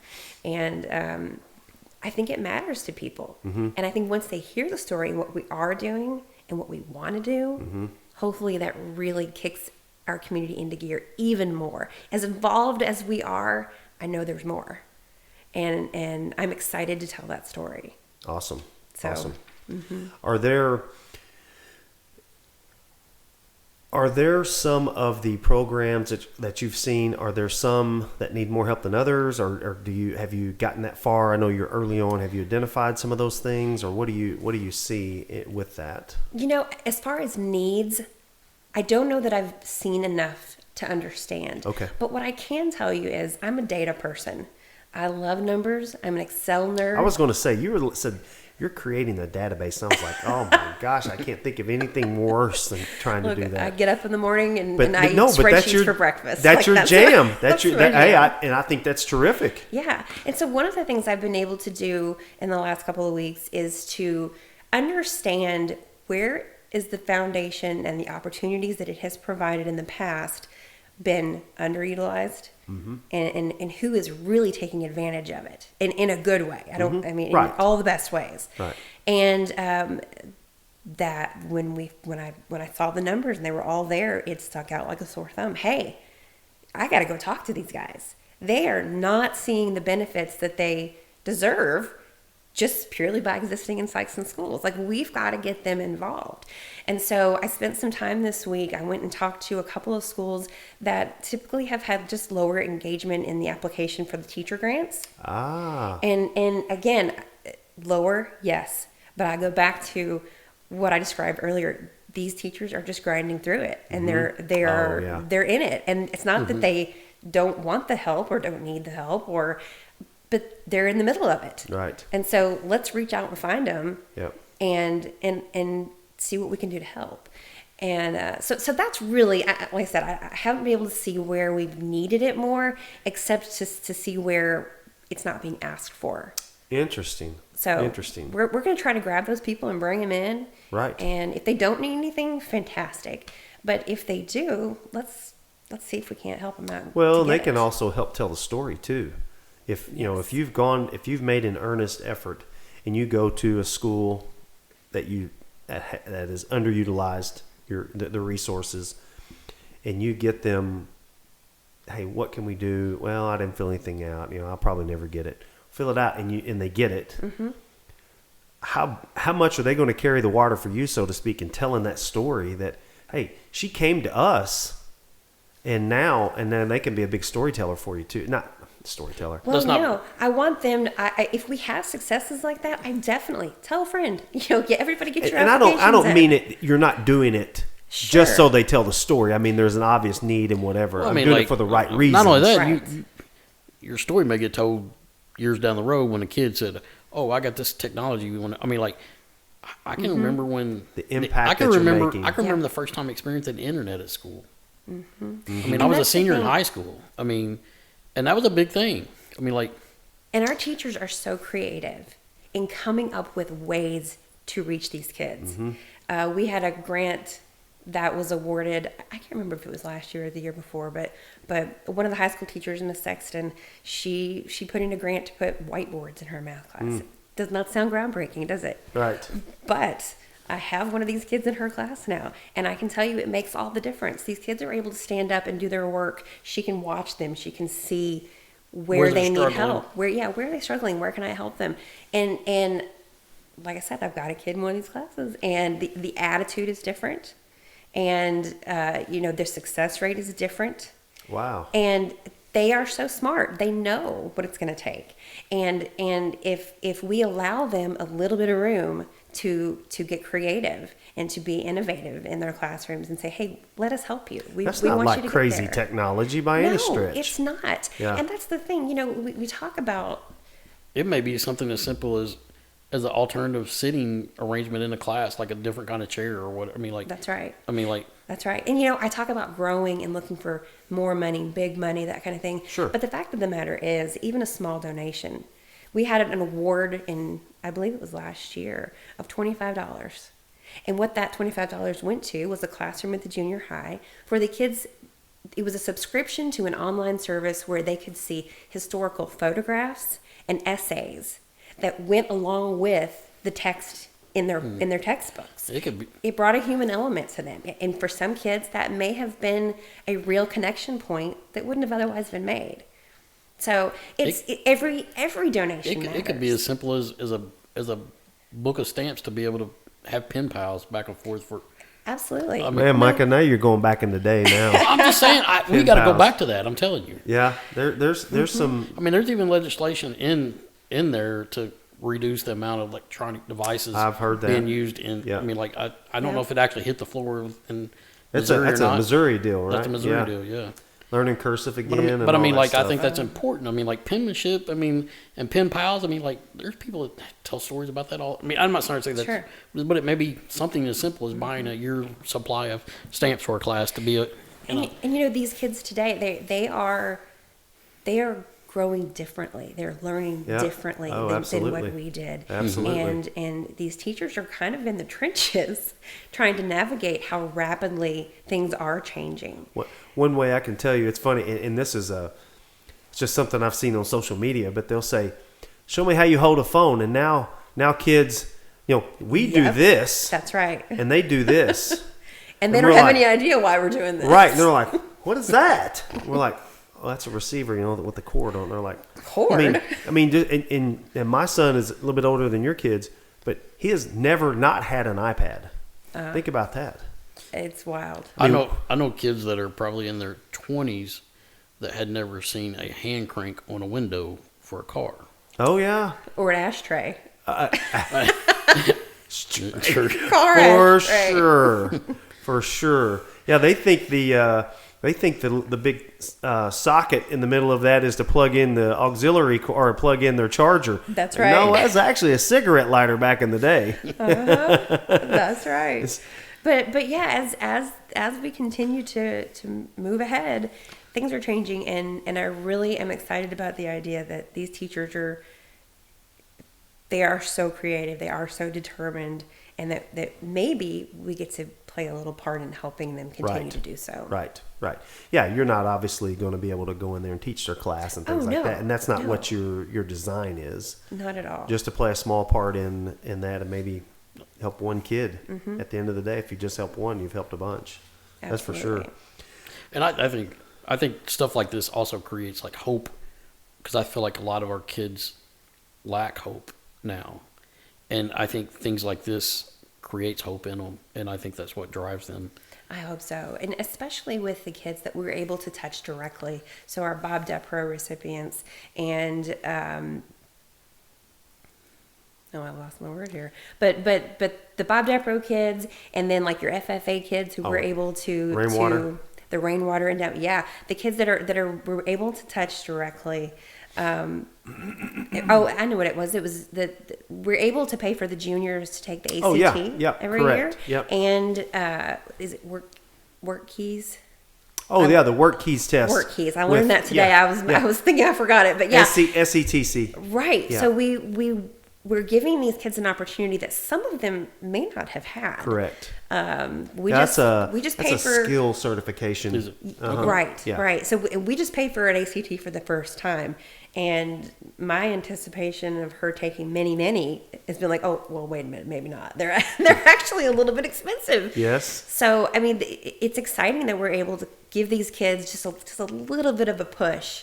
To get them headed in the right direction, to continue their education, and to give them that hope that they can do it. So speaking of that, let's talk about some of the things that the foundation does. I know what we got bigger plans and things like that. What are some of the specifics that we do? Obviously, we talked about rainwater and we talked about Bob Depro, but what are some of the other things that we've done, just so people understand it is good about the big things, and those things, they're all big in their own way, but Right. What are some of those things? So, we talked about, again, the Bob Depro scholarships. Again, this year is going to be a great year. The teacher grants also, I'll tell you, in the last 5 years, we've given away $129,000 to classrooms. That's amazing. Yeah, it's outstanding. And in addition to that, we've got the back to school breakfast that we contribute to every year. Yep. And that's it's a way to bring everybody in the district into the same place. Yep. We're kicking off the year. Hopefully it's a great start for everybody. In those moments, we're giving our teachers the opportunity at that point to give back to the foundation. Some of them take advantage of that, which is really, really cool, because they see it too. They understand the benefits, and they're buying in, and it's good for them. It's good for their peers, their fellow teachers, and it's just a great morale boost to kick off the year. Everybody's there together, so that's exciting. We have supported in the past the Job Olympics, and that's your special needs kids who come in, and they've learned life skills, and they're competing in these life skills competitions. A really cool competition. I can't wait to be a part of this. I haven't been able to see it for myself yet, but everything that I've heard and read and seen about it, it's such a unique experience. What we were able to do in the last few years, I'm sure everybody remembers the push that was done to put the weapons detectors in our schools. Yep. Yes. What an amazing asset for our district to have, because safety is not a concern that's going away. No. It's just increasing, and it's increasing everywhere. We just had this conversation Saturday. Yeah. Andy Caton is the school oh, that's right. Yeah. safety coordinator, and so we just had him on. That was our last episode talking about. He talked about going and even looking at those to buy, like what to buy, like and they're weapons detectors, not metal detectors. Right. So that's the difference. And the foundation was able to, I think we supplied $40,000 for that, which is incredible, because we had individual donors step up and say, we believe in this. This is something we want to protect our kids. Yes. they contributed for that Yes. specific purpose. So we've got that, and then along kind of the same lines, our SROs, Yep. we were able to get them some new laptops. They were having to step out of the buildings to do administrative work that couldn't be done on just any laptop, and so we were able to provide these laptops for them to Connect to the to keep, so they have their Well, to keep them in the buildings. public safety information and their school district information in the same place, keeps them in the buildings, like you said, and not out in their cars having to do the other part of their job, right? Right. Or the additional pieces that couldn't be done. Yeah, because I'm sure that originally. takes like special firewalls and stuff. I'm sure. I can I'm sure. only imagine. It's got to be safe. I mean, Yeah. yeah, Right, of course. right. Of course. But That's great. I mean, we know. I think it was just public safety. I'm going to butcher the name, but they were just recognized on Sunday as a national SROs, SRO day, school resource officers. Yeah. Oh, yeah. Just I on, saw that. I think that was Sunday. I saw that. But That's an odd day for it to be, though. It was- Yes. but they're vital, and we have such amazing SROs in our district. Yes. Side note, and I Tyler probably gets sick of me mentioning this, but we're forever indebted to Tyler Rao, one of our SROs. He pulled our dog out of the fire. Did he really? He did. He carried that dog up like a sheep, like a shepherd would carry Tyler's a sheep. great guy. Yes, we he- have terrific. What an Tyler's amazing great. resource and asset for our Yes. district. And the school and the city Mm-hmm. and other entities around town have an unbelievable partnership. Yeah, very thankful. Our SROs definitely play a big part in what makes Sikeston what it is. Yeah. And so, I mean, how exciting for us to be able to help them out and, Yeah. and do that. You know, in addition, we've done Shop with a Cop. So just Yeah. one more thing that really just adds to the educational experience. It gives this positive spin on look what came because of my school. These kids get to go and have this experience. You know what? And it's a great recurring theme. But as soon as you said that, this immediately came to my mind. And I've heard this even about the Bulldog Pantry. These kids that go, they go, well, I need a different size coat. And they're, well, that's not what size you wear. Yeah, but that's for my sister, or that's for my brother, or that's for my grandma. And in the Bulldog Pantry, they said you can see that they're getting, well, my sister likes this kind of food, or my brother likes this, or my mom, or whatever. And so these kids aren't even thinking of themselves at that exact moment. And so it just it's unbelievable every year and it's Yeah. that's a big deal of support for sure. It is, and it again contributes to, or is a part of what Sikeston is. We're not just filling their minds. We're not just trying to get them through the 12 years of school. Right. We're trying to make sure they're amazing people, and that Correct. they're fulfilled people, and that they have integrity and self-respect as they move through. It's as important as any other aspect that a school can provide. What is it? Shana says, way goes the schools, way goes the community. Or, Yes.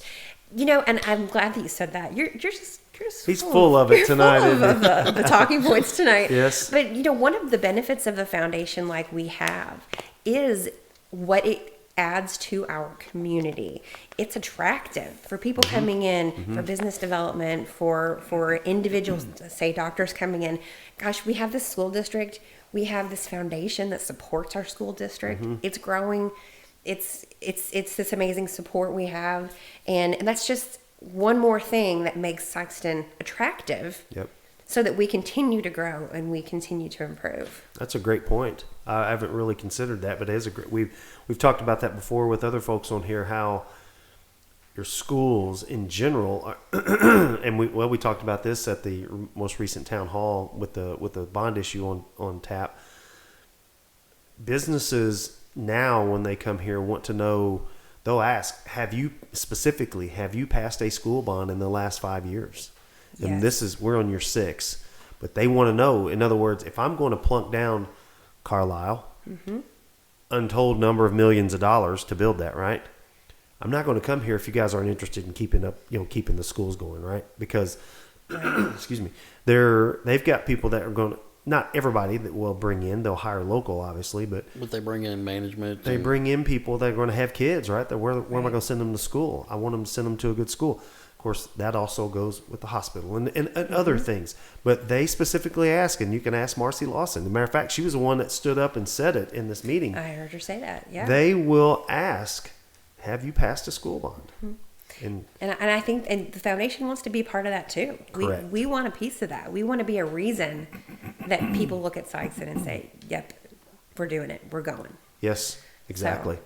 And just as we said before, rising tide lifts all boats. That's right. It's going to create more opportunity for those that us live here, for those that work here, and so it's a big deal. Is that you, Micah? I don't know. It's all right. Hang on. It's okay. No biggie. We'll keep going. They'll call back. I'll make a confession. It's They'll not call me. back.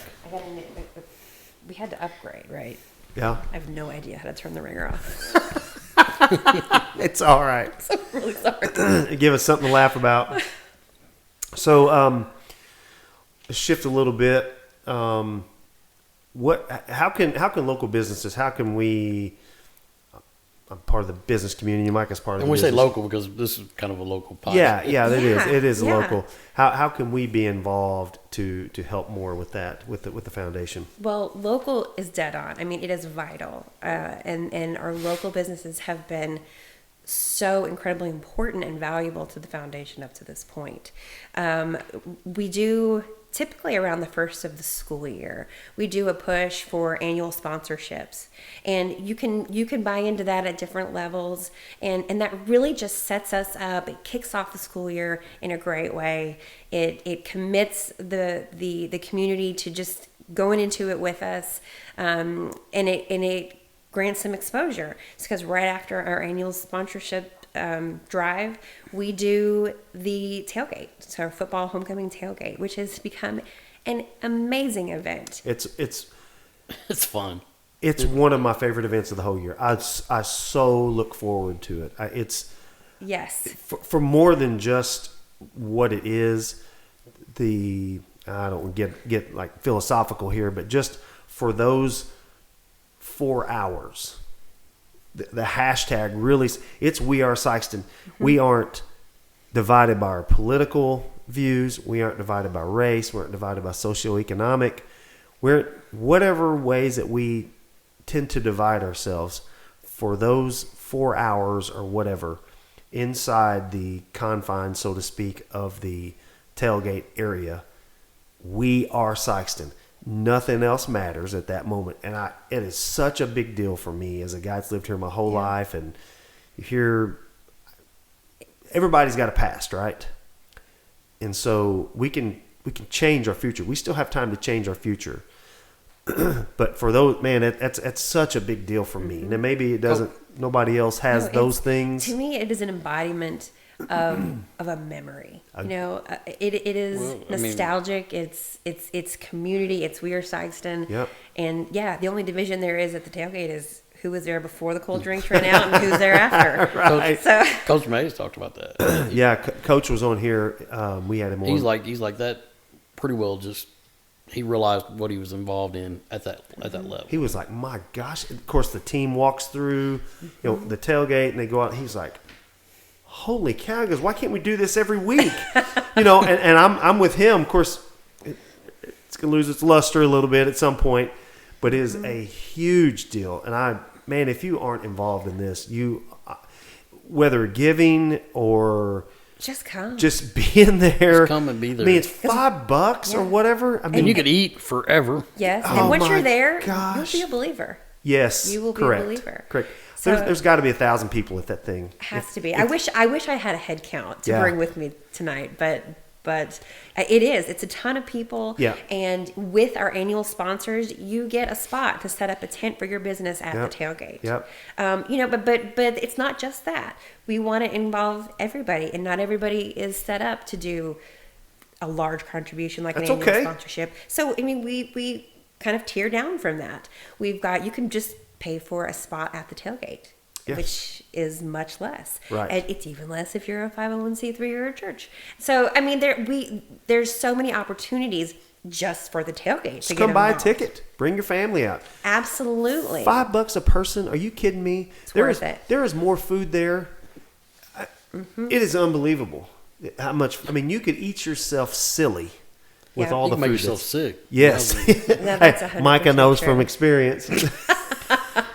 I mean, I just go eat your place.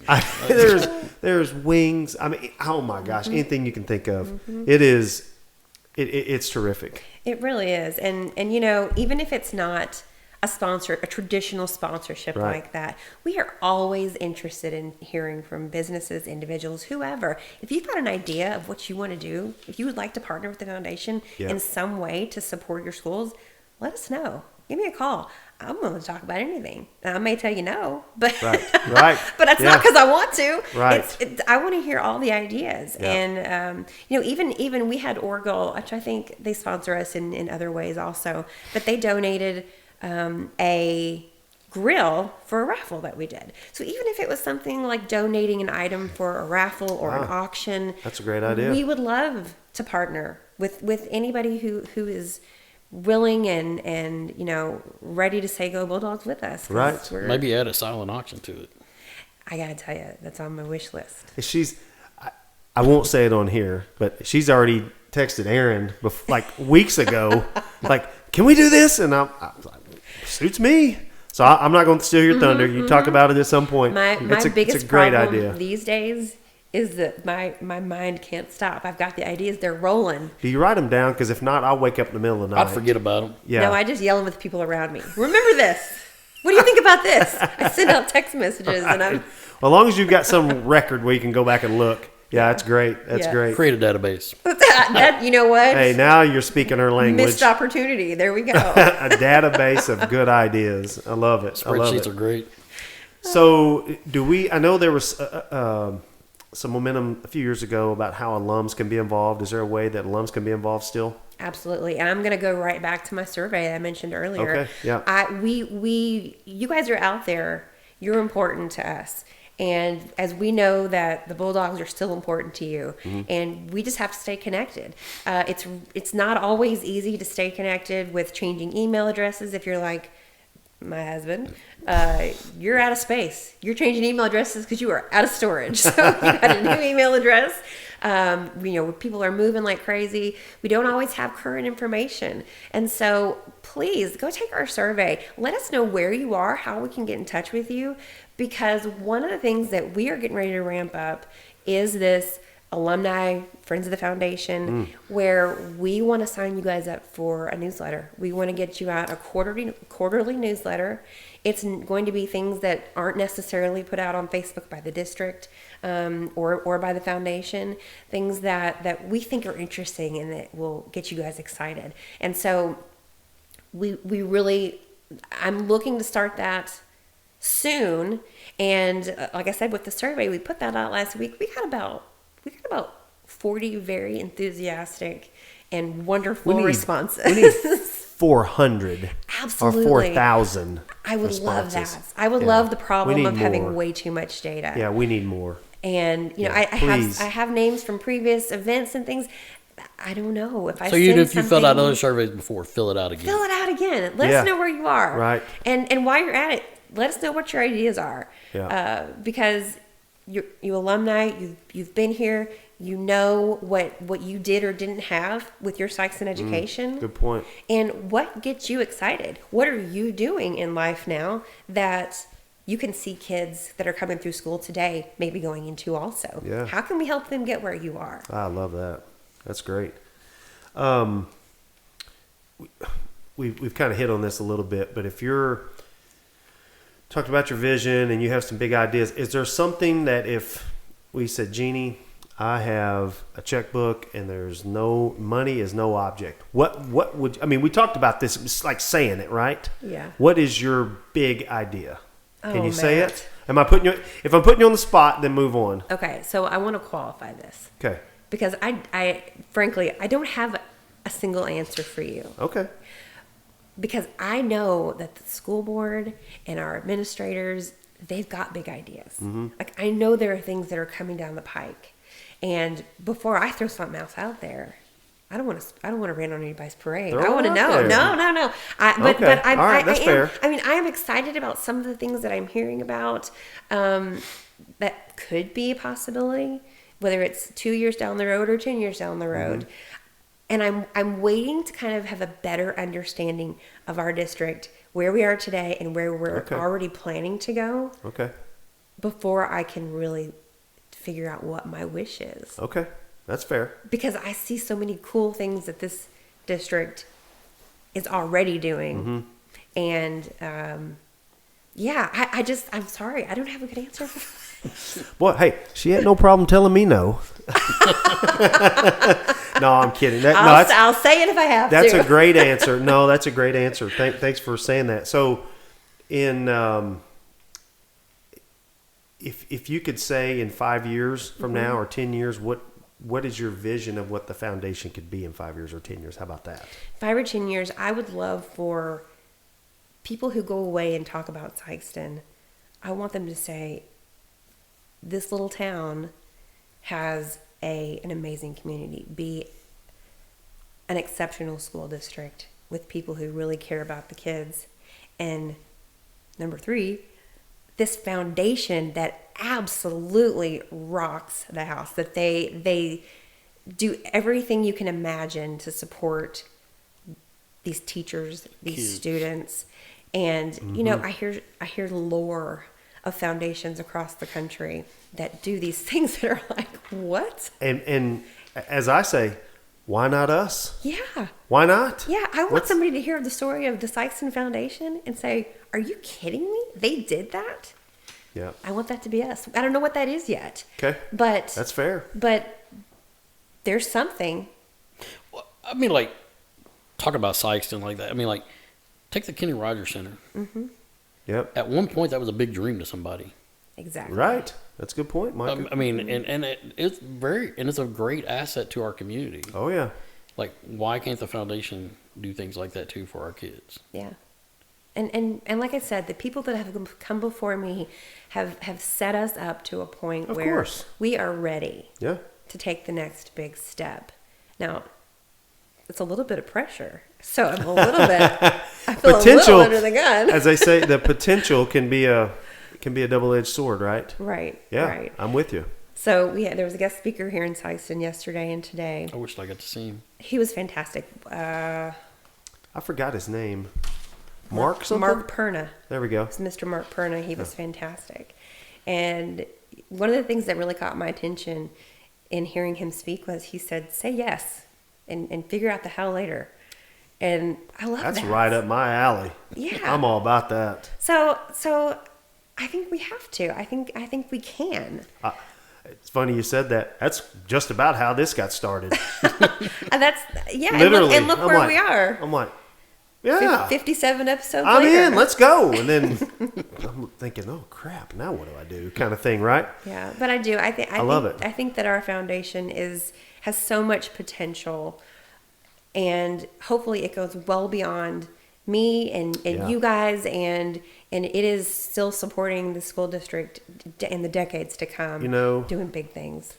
Our bank, the bank I work for, our founder, he's passed. And I never got to meet him before I started. One of his, I won't say credo or motto or whatever. One of his things was he wants to build a bank to outlast us, and that's what you're trying to build too. Right. Now I'm not trying to be We're, we're all not going to be here in yeah. 75 years, right? But We're planting the trees so that our kids can sit in the shade. Man, where did we talk about that? Pastor John talks about that a lot. That's who it was. He talks, you don't plant an oak tree to sit under it now. Your grandkids will sit under it. That's unbelievable. That's exactly what we're doing. I mean, the right Bible talks about that. Give it to your generations, now. That's so good. I love that. I love that analogy. to your kids' kids, or something like Right, that. Exactly. right. Yeah. So if somebody, besides talked about the survey, besides filling that out, if they're like, you know what, I heard this, I want to be a part of it, I want to support the foundation, how would they do that? It is as easy as an email, as a Facebook message or comment, or a phone call to me. And right now, I mean, I'm your girl. I'm the one. So no matter what it is, if you've got an idea, you can email me. And What's your email address, if you can say? Oh, it is.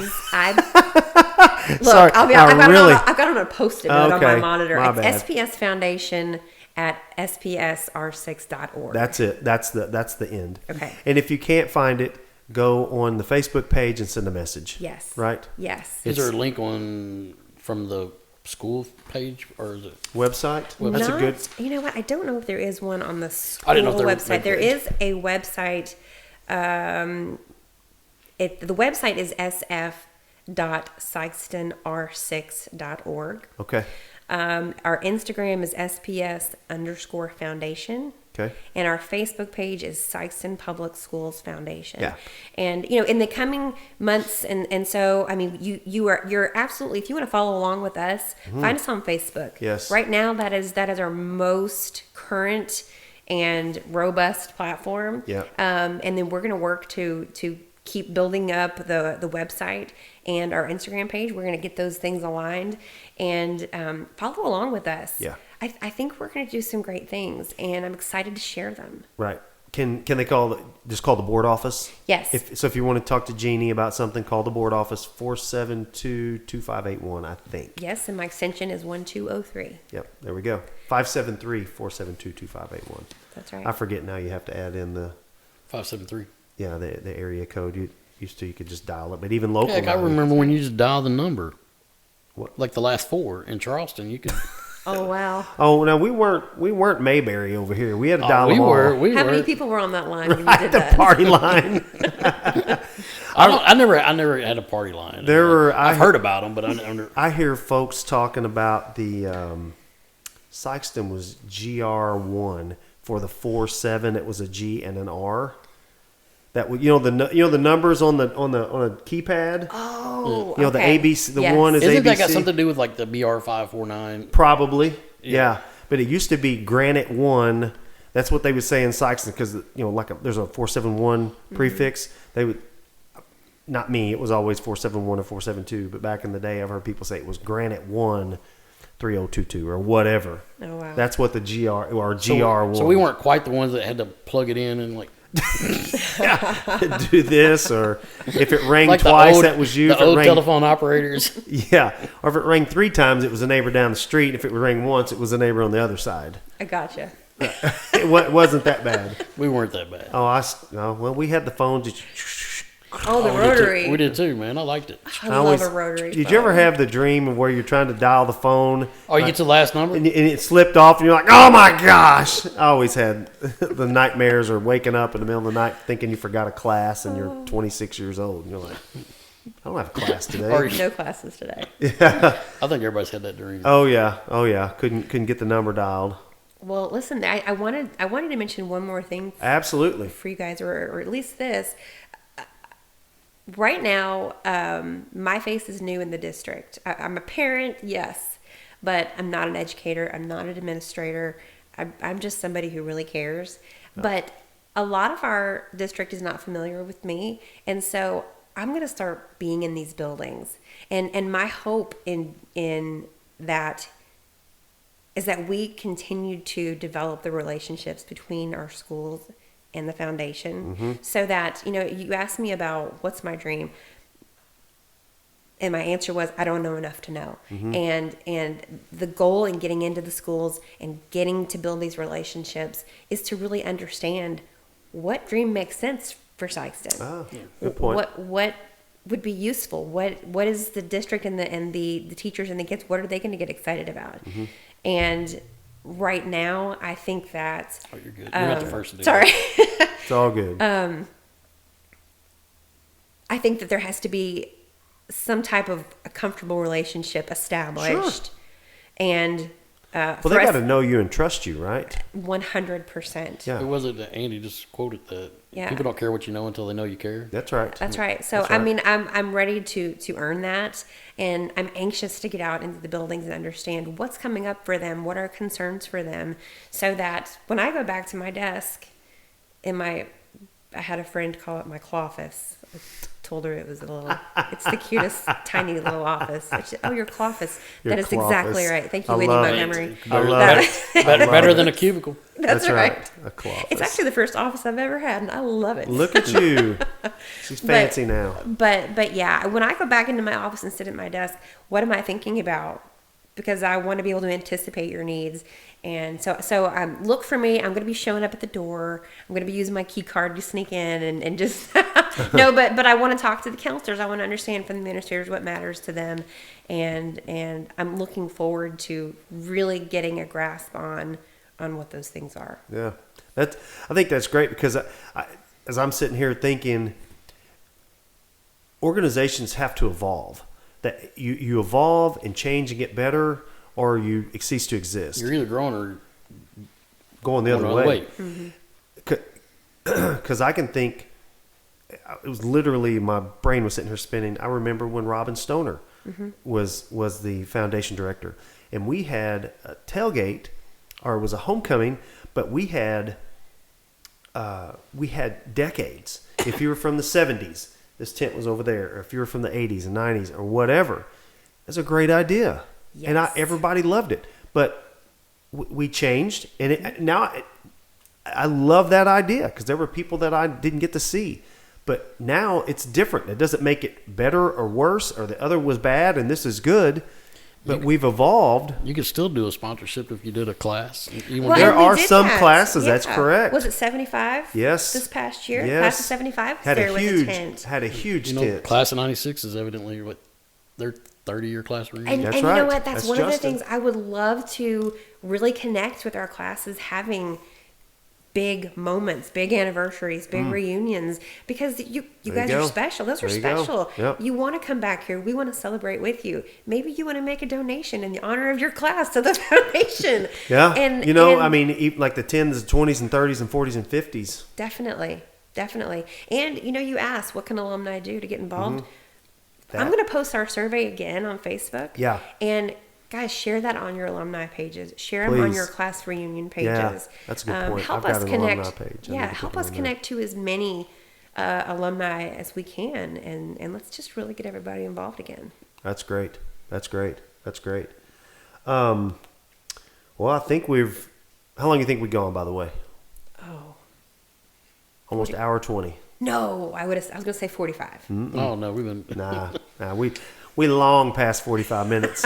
And that's okay. Easy Let's- peasy. That's right. Shannon says we're too long. Oh, yeah. Oh, Shannon. Yeah, of course, Shannon was like, oh, She was you're like too 2 long. hours. Yeah, I'm like, Shannon, you're 2 hours. That's why I told her, all right, Shannon, we're 30 minutes. We're cutting you off. And so, Well, hopefully she approves. oh, An she hour will. 20. She will. No, it's great. It's great. No, I've still got couples to put you on the spot here. We call it our lightning round. It's kind of a this or that thing. It's just kind of a fun thing. Doesn't really have anything to do with the foundation per se. No gotchas, whatever. No, this is easy stuff. This is easy stuff. This is easy just gotta stuff. really to get to know you. Yeah, You that's said you right. want people to know you. That's so. right. Okay, all right, touche. Let's go.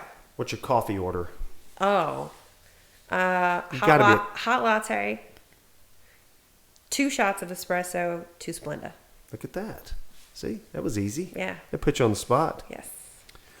One word that describes Sikeston. I got to go back to community. I love that. Yeah, I really, in so many ways, community. In all the ways you can define it. I think that's Sikeston. Well, that's great. I love that. Most underrated thing about our community. Oh. That one is putting you on the spot. I think we've got a Whole lot community? Underrated. If there's something that you see that's out there that is really a shining star that doesn't give enough of the spotlight, so to speak. Orno burgers. That's okay. That's great. You know, I want to go try one. You've got to. There you go. Okay, great. Hey, Arno Burgers, you're our next. Hey, you can be our next sponsor on the Doghouse. And Arno Burgers, we will come and visit you for a sponsorship to the foundation. There we go. That's great. Do you have a teacher that made an impact on you?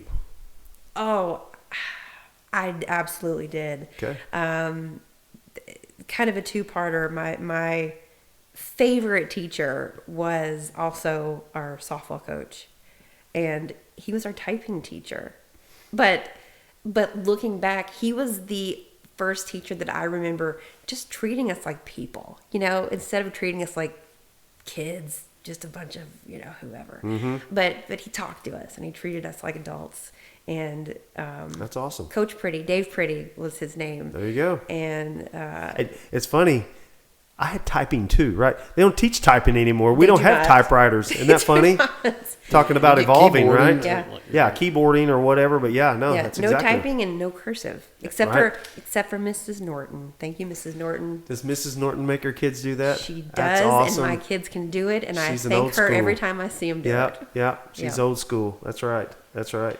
Well, thank you for mentioning that. Yeah.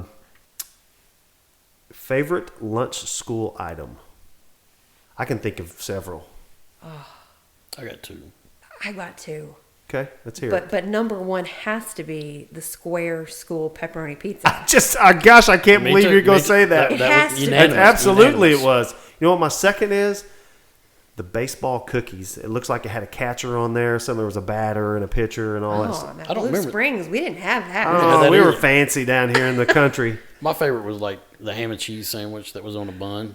Like, No, I was steering clear on those days. That's funny because that's the other part of the question, or the one you avoided like it was prison. I love it. I love it. It was the turkey sandwich on a bun. Nope. But my other favorite Yes. was the mashed potatoes. We had it in high school. We could go through the With the line. brown There's all gravy? kinds of a la carte. No, yellow. la carte. Yellow. yep. Mashed potatoes, yellow gravy. And in high Yellow school, gravy? chicken gravy. Yellow? Yes, and I will got tell I got a you weird look. chicken gravy. And I will tell you a story Really? on my mother. We talked about her earlier. Yes, yes. I was a young adult. Wasn't peppermint? It was. Stay tuned. tuned. It was Thanksgiving. I was feeling nostalgic. I was home for Thanksgiving, and she was making mashed potatoes and gravy. I was like, Mom, make that gravy yellow like I used to serve it at high school. She's like, you got it, Jeannie. And so she grabs the food coloring and she puts a drop in. And Matt, I want to tell you, we had pink gravy that Thanksgiving, and she will never live it down. That's all right. You can hang it over her head now. That's right. I also think the taco salad's underrated. Like the school Those taco were good. salads. Those were good. I don't remember eating those. Oh, yeah. But Those were Yeah, good. that was the day that I'd actually eat go through the cart The line. salad guy yourself? I mean, with Shaw had open campus. You know, we did. Did you have open campus at Blue Springs? we did not. We in high school we had open campus, so we got to go. So I ate some at school, not a lot. We could go. So where Century 21 is now used to be a gas station. It's called Rick's Deli. I remember that. Do you really? I would come through here on my way to UT Martin, and it was still a gas station. Really? then. Yep. That's. Oh yeah. So we'd go there. Where Subway is now was a McDonald's, and so we could walk out of the school across Ingram, and then walk down kind of behind the houses over there into the back. Was Burger King still like down Burger King? Oh yeah, no, it was still there. We could go that way. So Yeah, Long John Silver's over we there. had, we had Taco John's. Taco I'm sorry, not Mexican Taco Villa? John's. John's Mexican Villa, which is a local establishment that was so good. I actually got to Sikeston in time to visit John's Mexican John's Villa. Mexican Villa one time. Oh yeah. I'm sorry to tell you, I was less than impressed. Don't be- And I know I'm in the Don't minority break my there. heart. Don't. I know. Oh, you had me, but you broke my heart right up to I that love point. Sikeston. I'm a believer, but I cannot. You get were on board. underwhelmed. Yeah, I cannot get on board. Yeah. I think it was in their latter years that. Yeah. Maybe yeah. so. They were on the decline. That's right. Yeah. They were on the way out. Okay. All right. Well, listen. We're hour 25 in, and this one, and I forgot to mention this one to you. And if you don't come up with any right now, I'm putting you on the spot. Tell me afterwards. That's okay. Just 3 people you suggest we get on the show. Well, let me ask. What's your? There's no criteria. That's correct. That's the word I was searching for. Yeah. You can tell me later. I'm gonna have to. I think. No problem. I'm They, gonna. they don't have to be Sikeston people either. Yeah, no, we're. I mean, we've had the football coach from Dexter on. We had, who's an East Prairie guy, by the way, Chad Jamerson. He made Yes, Darren knows. Mm-hmm. Darren knows Chad. what a great podcast we had with him. Great, That's really, amazing. really, and he lives in town. He lives Really? in town. Yes, he lives over behind Southeast. That's Had what he no told us. idea. Yes, Yeah. yes. What a great guy. Have you had Andy on yet to talk about his Not yet. upcoming administration? We've got him down. I want to let him We're get waiting his. until it gets closer. Well, and maybe Give him Maybe more than maybe give him 3 more weeks. Than, yeah, no, give him more than 2 weeks and 2 days. Right. Well, Andy's a long time. He's a bulldog. Yes. So Yeah. he'll be able to hit the ground running. So we'll Awesome. Let me think about that. I'm gonna marinate no on worries. that and get back to you. No on- worries. You can text me or whatever later. Okay. No worries. Listen, we appreciate you coming on. Thank you for spending an hour and a half with us, or well, actually probably closer to 2 hours since time we we talk started. upstairs. Yeah, I was It's gonna been say. great. Some of Thank the best you. conversations y'all have. Y'all miss out on something because we had some good ones. Oh yeah, usually the ones the behind the BTS behind the warm-up. scenes. Yeah, the warm up. Those are some of the best ones. We had some the unfiltered, let's say. Unfiltered conversations. You have to subscribe for those. You know what? That's a good point. We could start filming in there. What's that? The paid thing that people do. I'm trying to think what I have to think of it. The page. No, it's a paid. It's a paid. Like a subscription behind the scenes, kind Yeah. of the extra. There's actually a website that does that. Oh, gotcha. I don't know what that I'm is. trying to But, think what it is. I'm trying. but we're. But anyway, tell Darren, tell your kids thanks for spending a little bit of time with us and dropping some knowledge. Thank you Definitely, for being a big part of our community. We appreciate what you've done and what you're planning on doing. We know it's going to be big things, and we're going to be right there with you to support you. Well, thank you. Absolutely. Thanks for having me. It's been Sure. great. Sure. And Hopefully you didn't get too nervous. We try to make it pretty easy. Oh no! The lead up to this was terrible, but the execution was so easy. So easy. Okay, well that's good. I'm glad. We don't want to scare people off. That's not what we're trying to do. No, We just we're like to relaxed. talk. And yeah, the truth is, if you say something, we'll take it out. that's right. It's been fantastic. I appreciate you guys having me on, and Absolutely. you know what? I got one suggestion for you if you could have on. Let's go. Let me come back in a year. Perfect. Let me come back and Okay. let's talk Absolutely. about what we've Perfect. been able to accomplish. because- Absolutely. You want to do it after you've done the whole year, or you want to wait till like right before It's a good question. the Let's do it after. the tailgate? No, let me get a year under my belt. Okay. Okay. Okay. And I just know that's like when school starts, you're busy. It's gonna get crazy. I mean- Yeah, and Natalie, who has been so kind and so gracious to She's show me the great. ropes She's and great. kind of let me be her shadow, she's going to be very busy come tailgate time. Yes. She's going to be bringing another little bulldog. gonna say, into she'll the have world. two now. Yes, Oh. she will. Yes. Yes. So Yes. yeah, so I don't call me during tailgate time unless you got a check. That's right. Your kids, leave me alone, Darren. That's right. I'm going to be gone this week. You'll just catch me when I'm coming in and leaving. Yes. That's all you'll be able to see me. Yes, that's right. No, it's that's gonna, great. It's going to be a great time, Yes. and hopefully we can pull it off as well as the people that have come before me. I think you'll no have question. probably some support from people too. That I love it. Yep. Can't wait. No question. No question. Well, we end all of our shows. We say "Go Dogs." Go and Dogs. That's how we end them. That's right. Yeah, go Well, Dogs. I'm Micah Harris. I'm Matt Tanner. Go Go Dogs.